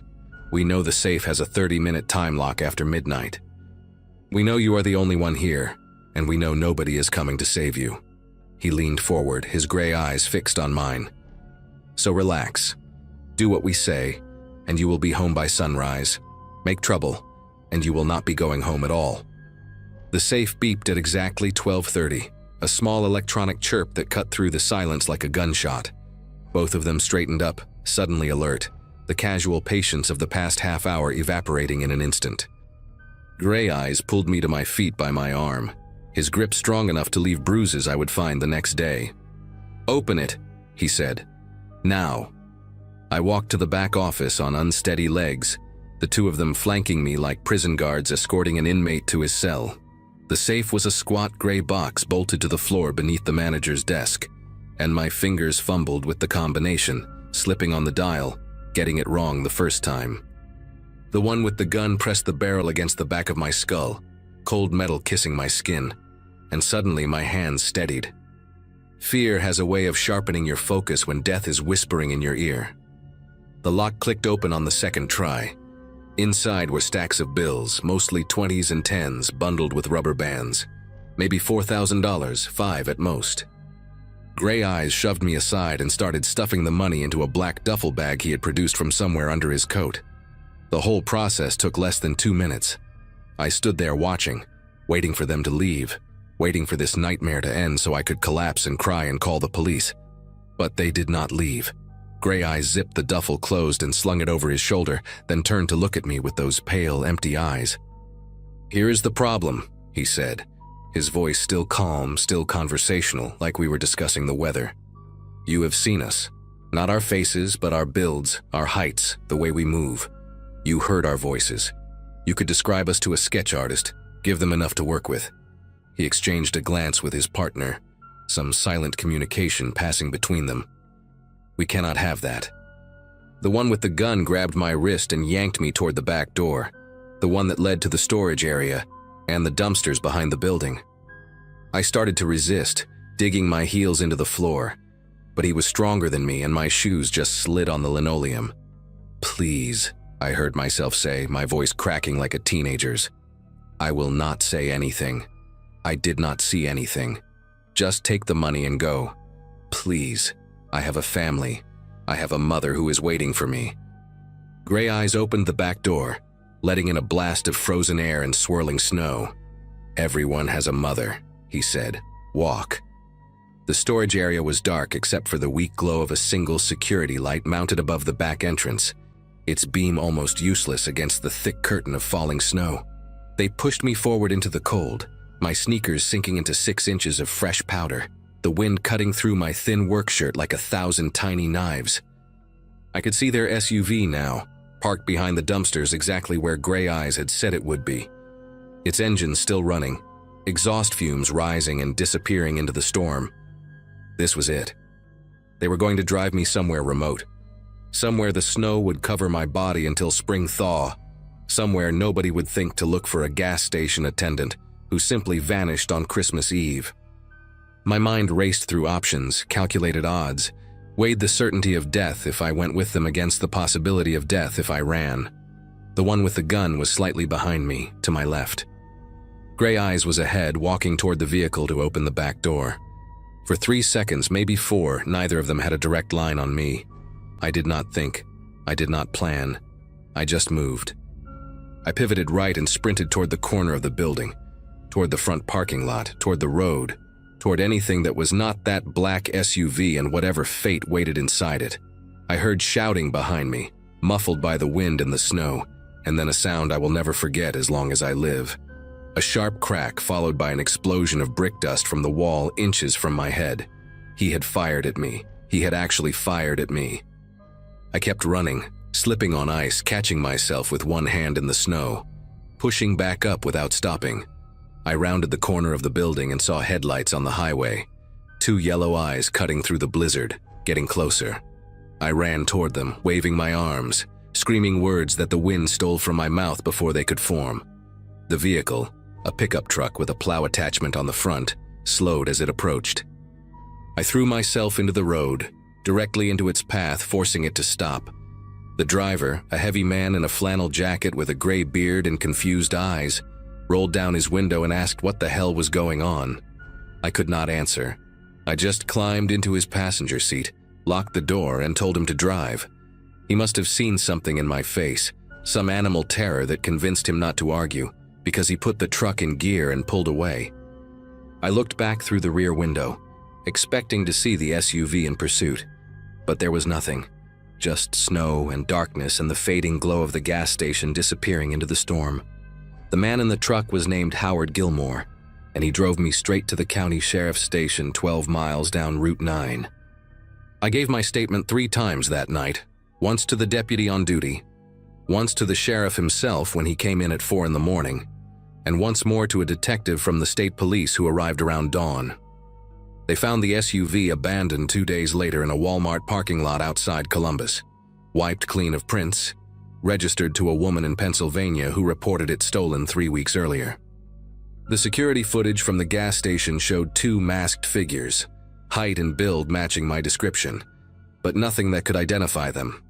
No arrests were ever made. The case went cold within 6 months, filed away with hundreds of other unsolved robberies across the Midwest.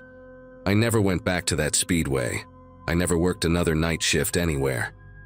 I moved to Indiana that spring to live closer to my mom, took a job at a warehouse where I clock out at 5 and drive home while the sun is still up. Sometimes when I am alone and the house is quiet, I think about those gray eyes watching me through the holes in that ski mask, and I wonder if he ever thinks about the one who got away. I wonder if he is watching some other gas station right now, counting the days, learning the patterns, waiting for another Christmas Eve and another person who needs the holiday pay badly enough to work alone in the dark. I made it out. I survived. But I left something behind in that snowstorm, some sense of safety I will never get back. Every time I see a black SUV slow down near me, every time a stranger in a winter coat watches me a little too long, I feel it again.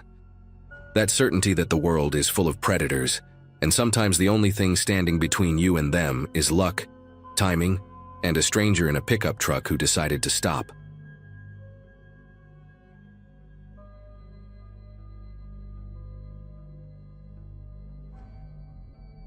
Night shifts in the emergency room have a way of blending together, especially during the holidays. My 10th year as an ER nurse at St. Francis Memorial in Chicago meant I had seen pretty much everything December could throw at us. Drunk drivers, kitchen accidents from people who had no business deep frying turkeys, the usual spike in domestic calls that nobody likes to talk about. That week before Christmas in 2017 started out feeling like any other holiday rush. We were short-staffed because half the nurses had requested time off to be with their families, and those of us pulling doubles were running on coffee and vending machine snacks. I remember complaining to my coworker Patrice about how my feet were killing me, how I just wanted to survive until the 26th so I could sleep for 3 days straight. She laughed and told me to pace myself because the weekend was going to be worse. Neither of us knew how right she was, just not in the way we expected. It was around 2 in the morning on that Wednesday when I first noticed something strange about our patient intake. A woman came in with a nasty gash on her forehead and bruising along her left arm, telling the triage nurse she had slipped on a patch of ice outside her apartment building. Standard winter stuff, nothing unusual. But then an hour later, another woman arrived. Different age, different background, but almost identical injuries. Left side of the body, defensive bruising on the forearm, a cut somewhere on the face. She lived in the same neighborhood, over on Ashland Avenue near the old meatpacking district. I processed her paperwork and asked the usual questions, and she gave me the same answer with this weird flat tone in her voice. Fell on the ice. Did not see it coming. Just want to go home. I wrote it down and moved on because we had 12 other patients waiting, but something stuck with me. The way she kept glancing toward the exit, like she was expecting someone to walk through those doors any second. By 4 in the morning, we had admitted a 3rd patient from that same area. This one was a guy in his early 20s, clearly intoxicated from some office holiday party, wearing a wrinkled dress shirt with the sleeves rolled up despite the freezing temperature outside. He had a split lip and scrapes on his palms, the kind you get when you throw your hands out to break a fall. Same story. Slipped on ice, went down hard, just needed to get cleaned up and head home. But when I was cleaning the cuts on his hands, I noticed something that made me pause. The scrapes were on his palms, sure, but the bruising on his forearms was on the outer side, not the inner side where you would expect if someone braced themselves against the ground. These were defensive wounds. I had seen enough domestic violence cases to recognize the pattern. Someone had grabbed him, hard, and he had tried to pull away. I asked him directly if someone had hurt him, and he just stared at me with this glazed expression before repeating that he fell on the ice. His voice cracked when he said it. Around 5:30, I finally got my first real break of the night. The waiting room had cleared out a bit, and Patrice told me to go grab some air before the morning rush started. I pushed through the side door near the ambulance bay, the one the staff uses when we need a few minutes away from the fluorescent lights and the constant beeping of monitors. The cold hit me immediately. It was maybe 15 degrees out there, and my scrubs did nothing to block the wind. I stood there rubbing my arms, watching my breath form little clouds in the darkness, when I noticed him. A man standing near the edge of the parking lot, maybe 30 feet from the ambulance entrance. He was just standing there in a dark coat, hands in his pockets facing the sliding doors. Not moving toward them, not walking away, just watching. I figured he was waiting for someone, maybe a family member getting discharged, so I did not think much of it at first. But then a full minute passed and he did not move, did not check his phone, did not pace around to stay warm. He just stood there like a statue, staring at those doors, and I got this uncomfortable feeling in my chest that I could not quite name. I went back inside after maybe 5 minutes because the cold was unbearable, and I needed to get back to work anyway. The rest of the morning passed in the usual blur of minor emergencies and paperwork. We discharged the young guy with the split lip around 7, gave him instructions for wound care, told him to follow up with his primary doctor if anything got worse. The 2 women from earlier had already left before my break. I did not think about the man in the parking lot again until almost 10 in the morning, when I was finally getting ready to clock out. That is when I saw her, the second woman, the one from Ashland Avenue sitting in one of the plastic chairs in the hallway near the vending machines. She was not waiting for anything. She was just sitting there with her coat pulled tight around her, clutching her purse against her stomach like someone might try to rip it away from her. Her face was pale, and even from 20 feet away I could see that she was trembling. I walked over and asked if she was okay, if she needed help with something, and she looked up at me with these wide, terrified eyes. She grabbed my wrist before I could react, her fingers ice cold even through the fabric of my sleeve. She told me she could not leave. She said she had tried to go home after we discharged her, walked out to catch the bus on Michigan Avenue, and that is when she saw him. A man in a dark coat standing across the street, watching her.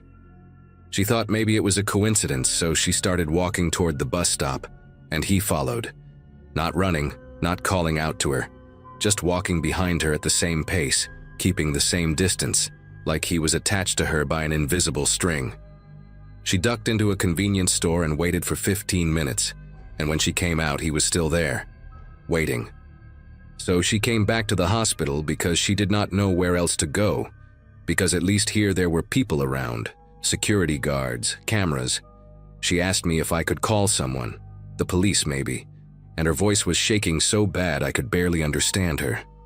I told her to stay right there, that I would get security, and I walked as fast as I could toward the front desk without breaking into a run.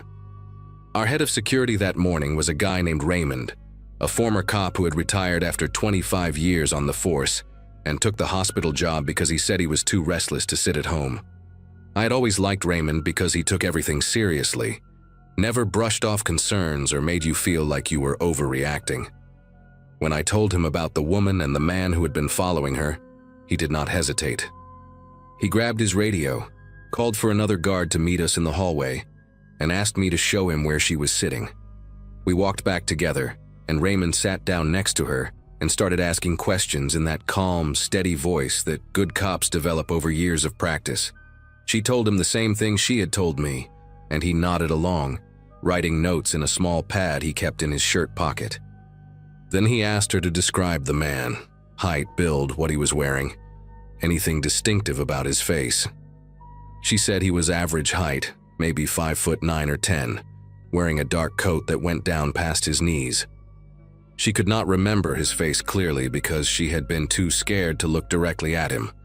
Raymond told her to wait with me while he checked the security footage from earlier that morning. He said it would only take a few minutes and he would come back with whatever he found. I sat down next to the woman.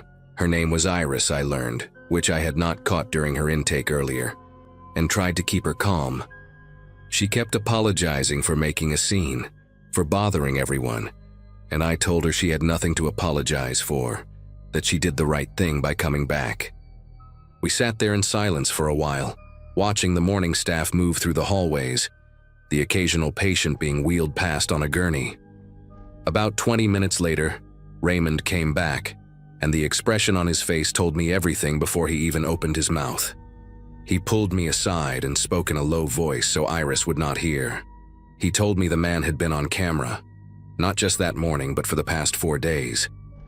Every single night, starting around midnight and staying until dawn, pacing near the ambulance entrance, the main entrance, the side door by the parking garage, always watching, always waiting, and then following people who left alone.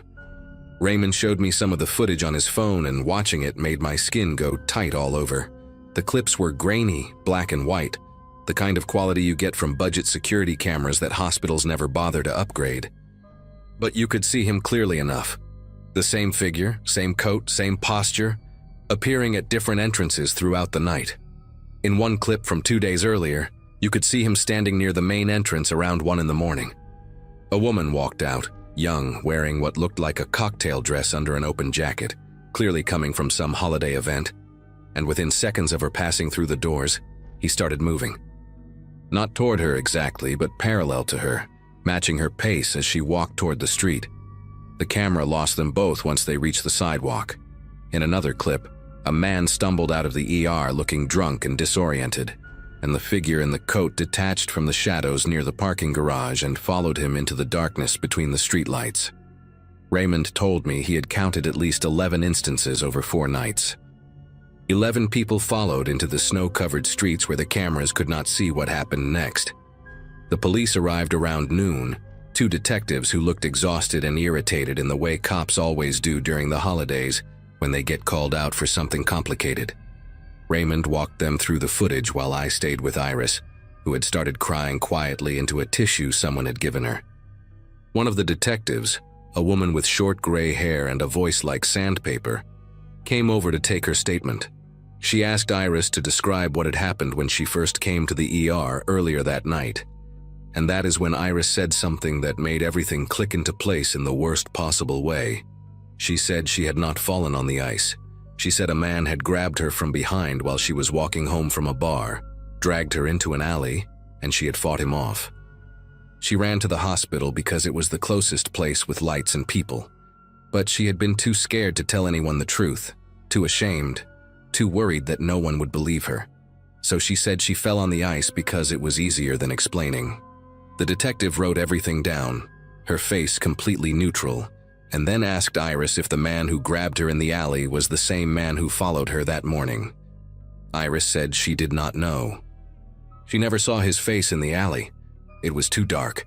I went home that afternoon and barely slept. I kept thinking about those 11 people on the security footage, wondering how many of them had the same story as Iris. How many had lied about falling on the ice because they were too scared or ashamed to say what really happened? And how many of them made it home safe after that man followed them into the darkness? The police put out an alert, increased patrols around the hospital for the next few weeks, and Raymond made sure there was always a guard stationed near each entrance during the overnight hours. They never caught the guy. That is the part that still keeps me up some nights. The detectives told us later that they had pulled footage from traffic cameras and nearby businesses, traced his movements for a few blocks in each direction, but he always seemed to disappear into the same handful of streets near Ashland Avenue. The neighborhood with all the old meatpacking buildings, half of them abandoned, full of loading docks and back alleys where someone could vanish in seconds. They found a sleeping bag and some empty food containers in one of those buildings, signs that someone had been living there, but no fingerprints, no identification, nothing that could tell them who he was. After Christmas, the man stopped showing up on our cameras. Just like that, he was gone. No explanation, no arrest, no final confrontation. He simply was not there anymore. The detective with the gray hair called me in January to follow up, asked if we had seen anything else suspicious, and I told her no. She said they were still working the case but did not sound hopeful. I checked the news obsessively for weeks after that, looking for reports of assaults or worse in that part of the city, but I never found anything that seemed connected. Maybe he moved on to another hospital, another neighborhood, another city. Maybe something happened to him that we will never know about. Or maybe he is still out there somewhere, waiting for the next holiday season, the next wave of exhausted and vulnerable people stumbling out of emergency rooms at 2 in the morning. I still work night shifts at St. Francis, 7 years later, and I still look toward the ambulance entrance every time I step outside for a break. I still scan the parking lot for a figure in a dark coat. And every December, when the ice cases start coming in, the ones who say they fell but will not look me in the eye, I make sure to ask them twice if they are telling me the truth. Most of them say yes, but I always wonder about the ones who hesitate before answering.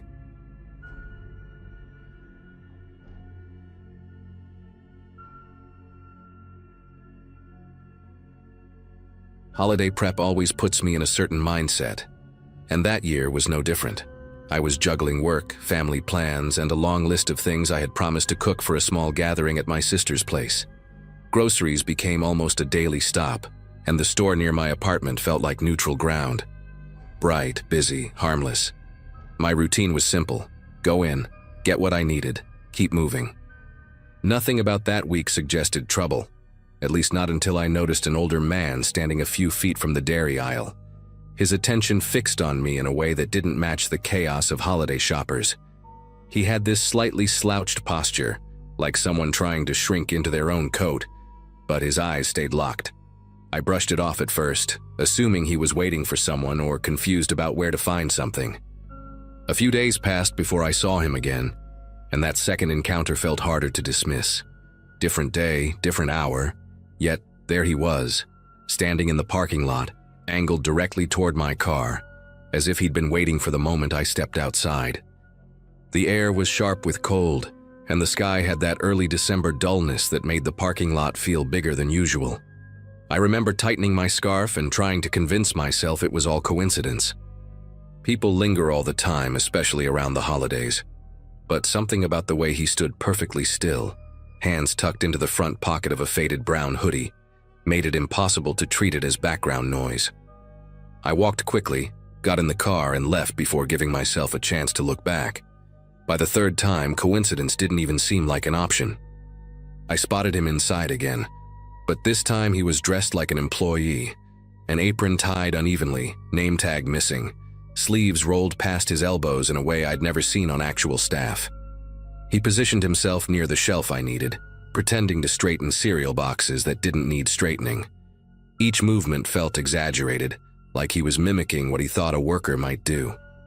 When I changed aisles, he drifted too, repeating the same awkward routine. The fluorescent lights made every detail sharper: the uneven stubble along his jaw, the way one of his boots dragged slightly when he stepped. People around us were wrapped in their own errands, completely unaware of the strange choreography happening a few feet away. What unsettled me the most was how he blended in just enough to stay unnoticed by everyone except me. Some days he wandered near the entrance with a handbasket he never filled. Other days he stood by the registers pretending to bag groceries, tapping the counter lightly as if keeping time with music only he could hear. Each time, he positioned himself exactly where I would naturally pass. I kept trying to rationalize it. Maybe he was lonely, maybe he was harmless. But a quiet tension started living in my chest whenever I pushed open those sliding doors. Early December had barely started, and somehow I had gained a silent shadow I couldn't explain and didn't know how to shake. Everything escalated the night I stopped by for gift wrapping supplies. The store was quieter than usual, maybe because a fresh layer of snow had started falling, soft enough to muffle the sounds of cars on the nearby road. My plan was simple: get tape, ribbon, a couple of gift bags, and head straight home. I remember feeling relieved when I didn't see him anywhere inside. The aisles were calm, the holiday displays predictable, and for a moment I felt silly for letting a stranger take up so much of my headspace. I checked out quickly, tugged my coat tighter against the cold, and pushed open the doors into the dim parking lot. The snow had settled into a thin sheet across the pavement, crunching under my boots as I walked. I was halfway to my car when I heard footsteps matching the rhythm of mine. When I turned slightly, I caught sight of him a short distance behind me, walking with that same dragging step on one side. His gaze didn't waver. The way he moved, steady, deliberate, sent a ripple of adrenaline through me. I didn't want to run and draw attention, but I also wasn't about to lead him straight to my car. My pulse climbed fast enough that I had to slow my breathing to keep my thoughts clear. I veered toward the small pharmacy across the lot, hoping the bright lights and other customers would give me a buffer. Inside, the air was warmer and smelled faintly of cinnamon-scented candles, something I usually liked but barely noticed in that moment. I pretended to browse the holiday aisle, picking up boxes I didn't need just to stay looking occupied. A few seconds later, the bell over the door chimed, and he walked in. No hesitation, no attempt to hide that he had followed me, just a quiet, direct entrance. He drifted to the end of the aisle, picking up a bottle of lotion and rotating it in his hands like he was trying to figure out what people normally did in stores. The shift in atmosphere was instant. Other shoppers kept moving around us, unaware of how tightly my attention was locked on him. Every time I turned down another aisle, he adjusted his position as if trying to keep a line of sight open. I remember focusing on small details because they helped me stay grounded. The hum of the refrigeration unit near the back, the faint tapping of someone sorting cough drops behind the counter, the squeak of a cart with a loose wheel somewhere in the store. All those ordinary noises felt strangely far away compared to the awareness of that man a few steps behind me, pretending to be part of a place he clearly didn't belong to. Eventually, I approached the counter under the pretense of asking a question, mostly just wanting to put a human barrier between us. The pharmacist on duty looked tired but kind enough, and I remember lowering my voice and asking if I could stay near the register for a minute because someone had followed me inside. Her expression shifted immediately. Not dramatic, just alert, and she nodded once, stepping slightly forward as if to shield my view. When I glanced back toward the aisles, he had moved closer, pretending to study a row of vitamins, even though he wasn't actually facing them. The fluorescent lights reflected off the top of his hood, making the fabric look almost metallic. I felt a wave of relief when the pharmacist picked up the store phone and quietly asked for the manager. A few moments later, the manager, a younger guy named Brian, came from the back. He didn't look surprised when I pointed out the man. Instead, he let out a slow breath through his nose and told me to stay where I was.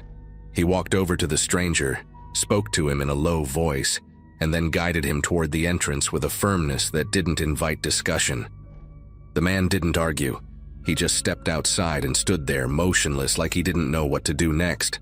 Snowflakes clung to the shoulders of his hoodie, and for a second he resembled someone waiting for a ride. But Brian returned with this heavy look on his face, one that told me he had seen this before. When I explained everything, from the grocery store encounters to the walk across the lot, Brian listened closely and asked if it had all happened this month. When I confirmed, he nodded again, as if connecting pieces he already suspected were part of a larger pattern. He told me the grocery store had reached out to them recently, mentioning that multiple women had complained about a man appearing in different hats, different jackets, different aisles, always positioning himself to watch them. The unsettling part was that he didn't work there. He never had. He just showed up during the holiday rush, blending into the distraction of crowds and seasonal chaos. Brian advised me to drive home with someone on the phone and offered to walk me to my car. The man was gone by the time we stepped outside. The lot was quiet except for the crunch of snow under Brian's boots and the soft buzz of a street lamp flickering near the curb. I got in my car, locked the doors immediately, and didn't let myself look around until I reached the main road. The following week, I heard that security had started monitoring the grocery store entrances more closely, and the man hadn't been spotted since. No one ever figured out who he was or why he singled out certain women. Even now, when the holidays roll around, I catch myself scanning crowds without meaning to. It all stopped as suddenly as it started, but the memory of those December errands carries a weight I still can't explain.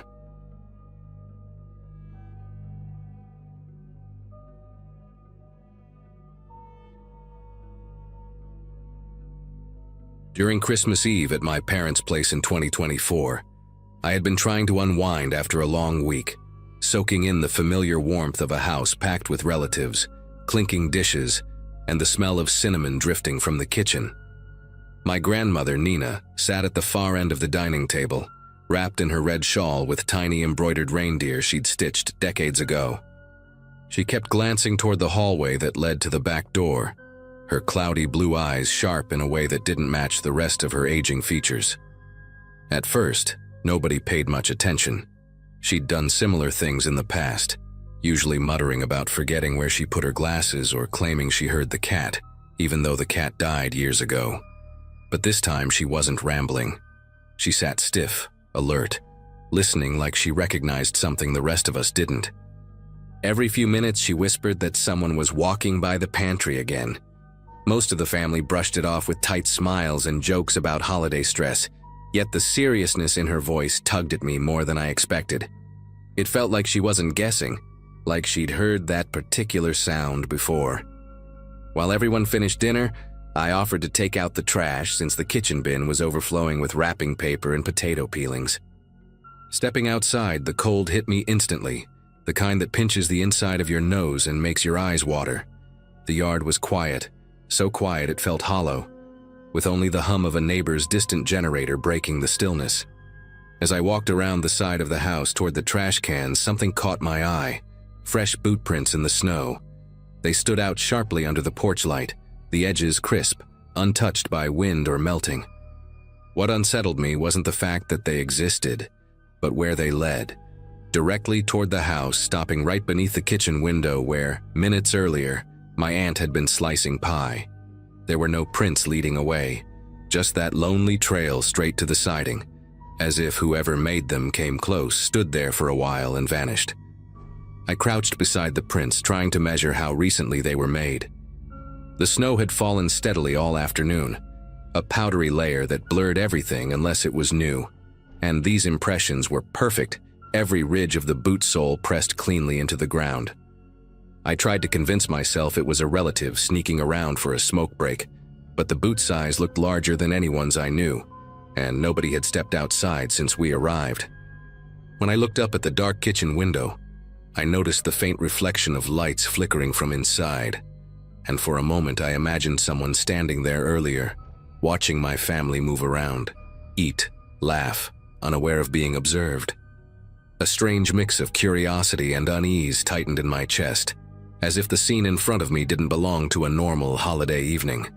I brushed snow off my sleeves, trying to ground myself before heading back inside. The warmth of the house felt heavier now, like returning to a room where something had already gone wrong. Back in the dining room, dessert plates were being passed around, and my grandmother kept shifting in her seat, her gaze still aimed toward the hallway. I decided not to mention the footprints until I figured out how to phrase it without alarming everyone.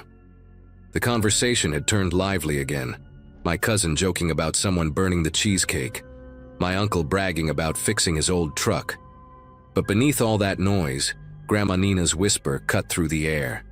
She leaned toward me and said, barely audible, "He's waiting by the door now." Before I could respond, a soft knock came from the front entrance. Not a normal knock, more like someone testing how quietly they could do it. Everyone paused. Then a man's voice drifted through the wood, polite but strained, saying he was a neighbor with car trouble. I walked slowly to the door, looked through the peephole, and felt a pulse of unease I couldn't explain. The face staring back wasn't familiar, and he kept shifting just enough that his head angled toward the living room, as if trying to count how many people were inside. I stayed at the door longer than I should have, trying to make sense of the man's expression. He didn't look panicked the way someone stranded on a cold night usually would. His eyebrows were slightly raised, almost curious, and he kept changing the tilt of his head, not impatiently, but deliberately, like he wanted a clear view of whatever was behind me. The porch light caught small details on his coat, flecks of snow melting unevenly, a scuff on the left shoulder, and a thin smear of something darker near the collar. I told him through the door that I couldn't open it but could call someone for him. He didn't answer right away. Instead, he shifted his weight and leaned a little closer, the corner of his mouth tightening in a way I couldn't read. "I just need a quick hand," he said, softer this time. The air in the hallway felt stale as I backed away. When I returned to the dining room, my mom immediately asked what the neighbor needed. I told her I didn't know him, and that something felt wrong about the whole interaction. My dad moved to check the peephole himself, but by then the man had stepped out of view. We tried to settle back into dessert, but the mood was different now. My grandmother kept glancing toward the hallway again, blinking slowly, tapping her nails on the table in a rhythmic pattern she only did when nervous. My younger cousins whispered among themselves, asking whether someone had actually been at the door, or if we were just overreacting. I wanted to reassure them, but the sight of those footprints still lingered in my mind. The thought that someone might have been standing beneath the kitchen window earlier made the house feel smaller, like the walls weren't as solid as they should be. Then another sound floated through the room, this time from the side of the house. A creak, not loud but distinct, as if someone had placed their weight on the old wooden steps near the mudroom entrance. Everyone went silent. My uncle tried to laugh it off, claiming the wind must have pushed something over, but the wind hadn't picked up at all. The silence after that noise felt too deliberate, too controlled. My dad finally decided to call the police, not because we thought we were in danger, but because the footprints, the stranger, and my grandmother's comments had stacked into something we couldn't shrug off anymore. While he was talking on the phone, my grandmother mumbled, "He's still outside," and this time she said it with such certainty that even my skeptical aunt stopped mid-sentence. I didn't know whether to comfort her or listen to her. Something about the way she stared toward the mudroom made me feel like ignoring her would be a mistake. My brother grabbed a flashlight and pointed it through the kitchen window, sweeping the beam across the yard. The snow glowed under the light, smooth and untouched, except near the side steps where a new set of impressions broke the surface, spaced wider apart than the earlier ones, like someone had been moving quickly, but carefully. Minutes felt longer than they should have while we waited for the police. Every sound became suspicious, the heater turning on, the ice maker dropping cubes, distant fireworks from a nearby neighborhood. When the doorbell suddenly rang, all of us stiffened. This time the knock came after the doorbell, slow and spaced out, almost expectant. My dad shouted that the police were already on their way. No response. I walked to the window facing the driveway, pulling the curtain back just an inch. A figure stood near the porch, not directly in front of the door, but slightly to the right, angled toward the living room windows, as if that was where his attention had been the whole night. The porch light caught only the lower half of his face, leaving his eyes shadowed. He didn't move when my dad threatened to call again. He didn't call out. He just stood there, listening. The police car finally pulled into the driveway, its headlights cutting through the yard and washing over the porch. The moment that beam swept toward the figure, he stepped back. Not startled, not running, just easing himself out of the light like someone who'd been caught somewhere he wasn't ready to leave yet. By the time the officers reached the front steps, he was already moving toward the far side of the house. One officer chased after him while the other stayed by the door, asking us questions through the frame without entering right away. When the searching officer returned, he said the man had disappeared into the tree line behind the neighborhood, leaving only the trail of boot prints pressed into the snow. I asked if they matched any pattern they'd seen recently, and the officer hesitated in a way that made everyone shift uncomfortably. He said there had been several burglaries that month, all involving someone watching homes from the outside before attempting to break in. Cases where families reported hearing footsteps, soft knocks, or a stranger claiming to be a neighbor needing help. As the officers walked around the property, their flashlights bobbing through the dark, I found myself standing beside the kitchen window again.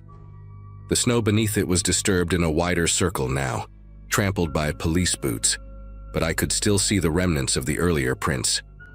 They lined up perfectly with where someone would stand if they were trying to look in without being seen from inside. My grandmother stepped beside me, placing her hand lightly on my arm, her voice steady for the first time all night. "He was here longer than you think," she murmured, almost like she was sharing a secret she'd kept to herself. I asked her what she meant, and she said she'd heard that same quiet pacing by the pantry while we were still in the middle of dinner. She described it in a way that made the hairs on my arms rise, measured steps, pausing, shifting weight, as if someone were deciding whether to try the door. The officers came back inside with their final update. They'd found a second set of tracks near the mudroom steps and fresh impressions under another window on the opposite side of the house. Whoever it was had been circling us, choosing vantage points. We asked what we should do, and one officer suggested keeping the doors locked and leaving a porch light on through the night. He added that they'd increased patrols because the same pattern had occurred in 2 nearby neighborhoods: soft knocks, false neighbors, and windows used as vantage points. My mom asked whether the man ever tried breaking in anywhere else. The officer nodded, explaining that in a couple of cases the intruder returned after the initial approach, waiting for the family to fall asleep before attempting entry. Hearing that made the room feel heavier, like the air had sunk lower into the walls. Nobody slept much after the police left. We stayed gathered in the living room with the TV on low, every shadow feeling more deliberate than normal. But nothing else happened. Not another knock, not a sound by the mudroom, not even a gust of wind strong enough to rattle the siding. It was as if whoever had been watching us decided to move on the moment real authority arrived. By morning, the snow had covered most of the tracks around the house, softening the evidence until it looked like nothing unusual had happened. But the police called later to confirm they'd arrested someone a mile away, caught trying to force open the back door of another home just before dawn. They wouldn't share a name, but they said the boots he wore matched the impressions by our kitchen window. Every holiday since then, my grandmother still glances toward the hallway at night, listening for footsteps none of us hear. And even though everything ended without harm that evening, I still catch myself checking the windows twice, especially when the house feels too quiet.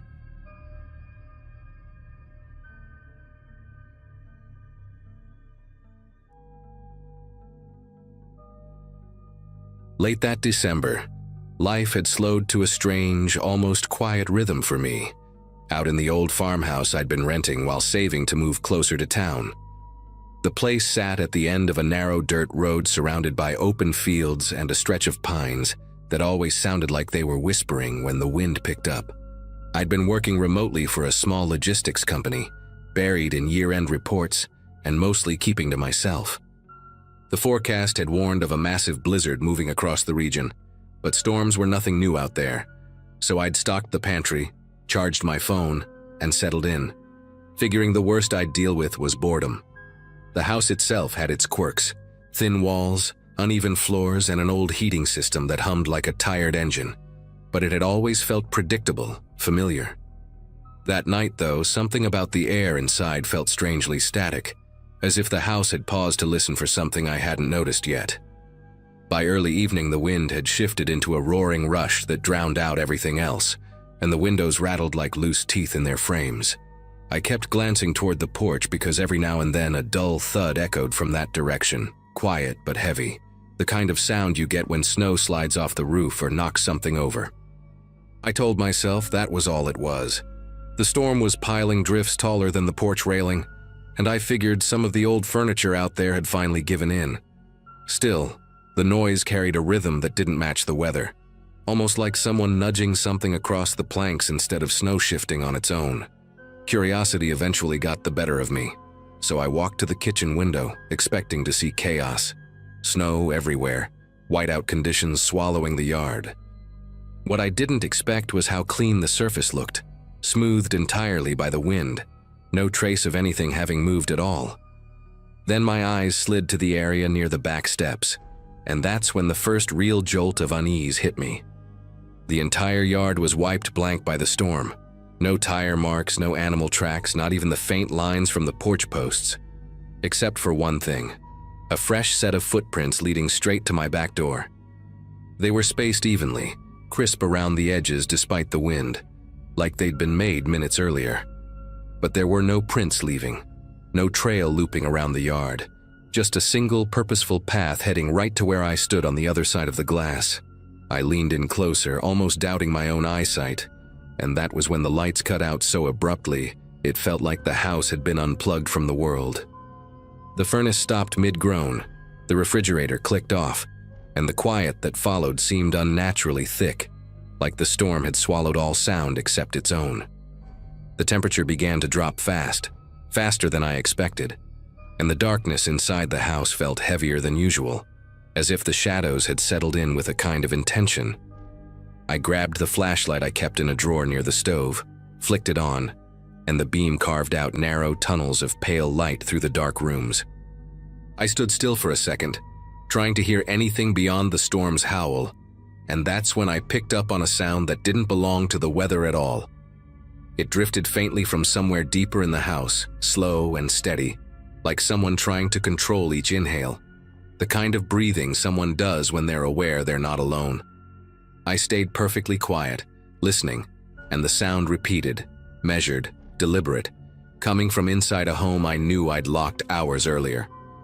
The nearest neighbor lived miles down the road, and the storm was only getting worse.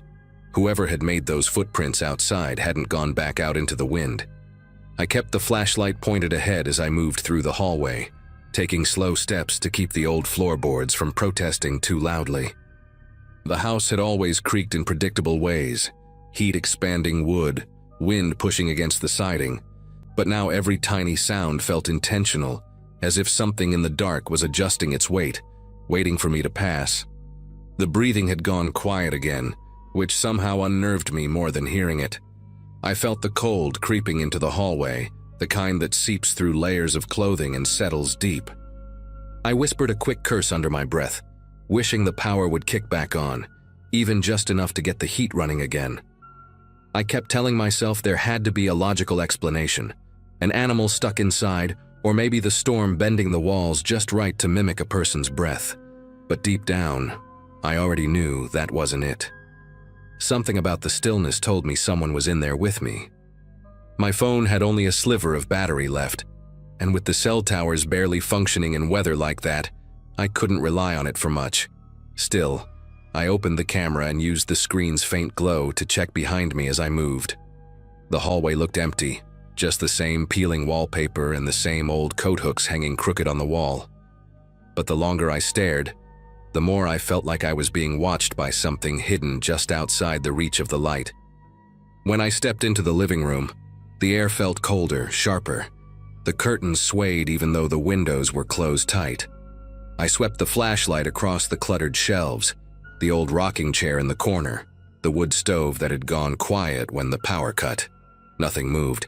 Still, I couldn't shake the sense that whoever had made those footprints was inside that room, standing perfectly still, waiting for me to make the next move.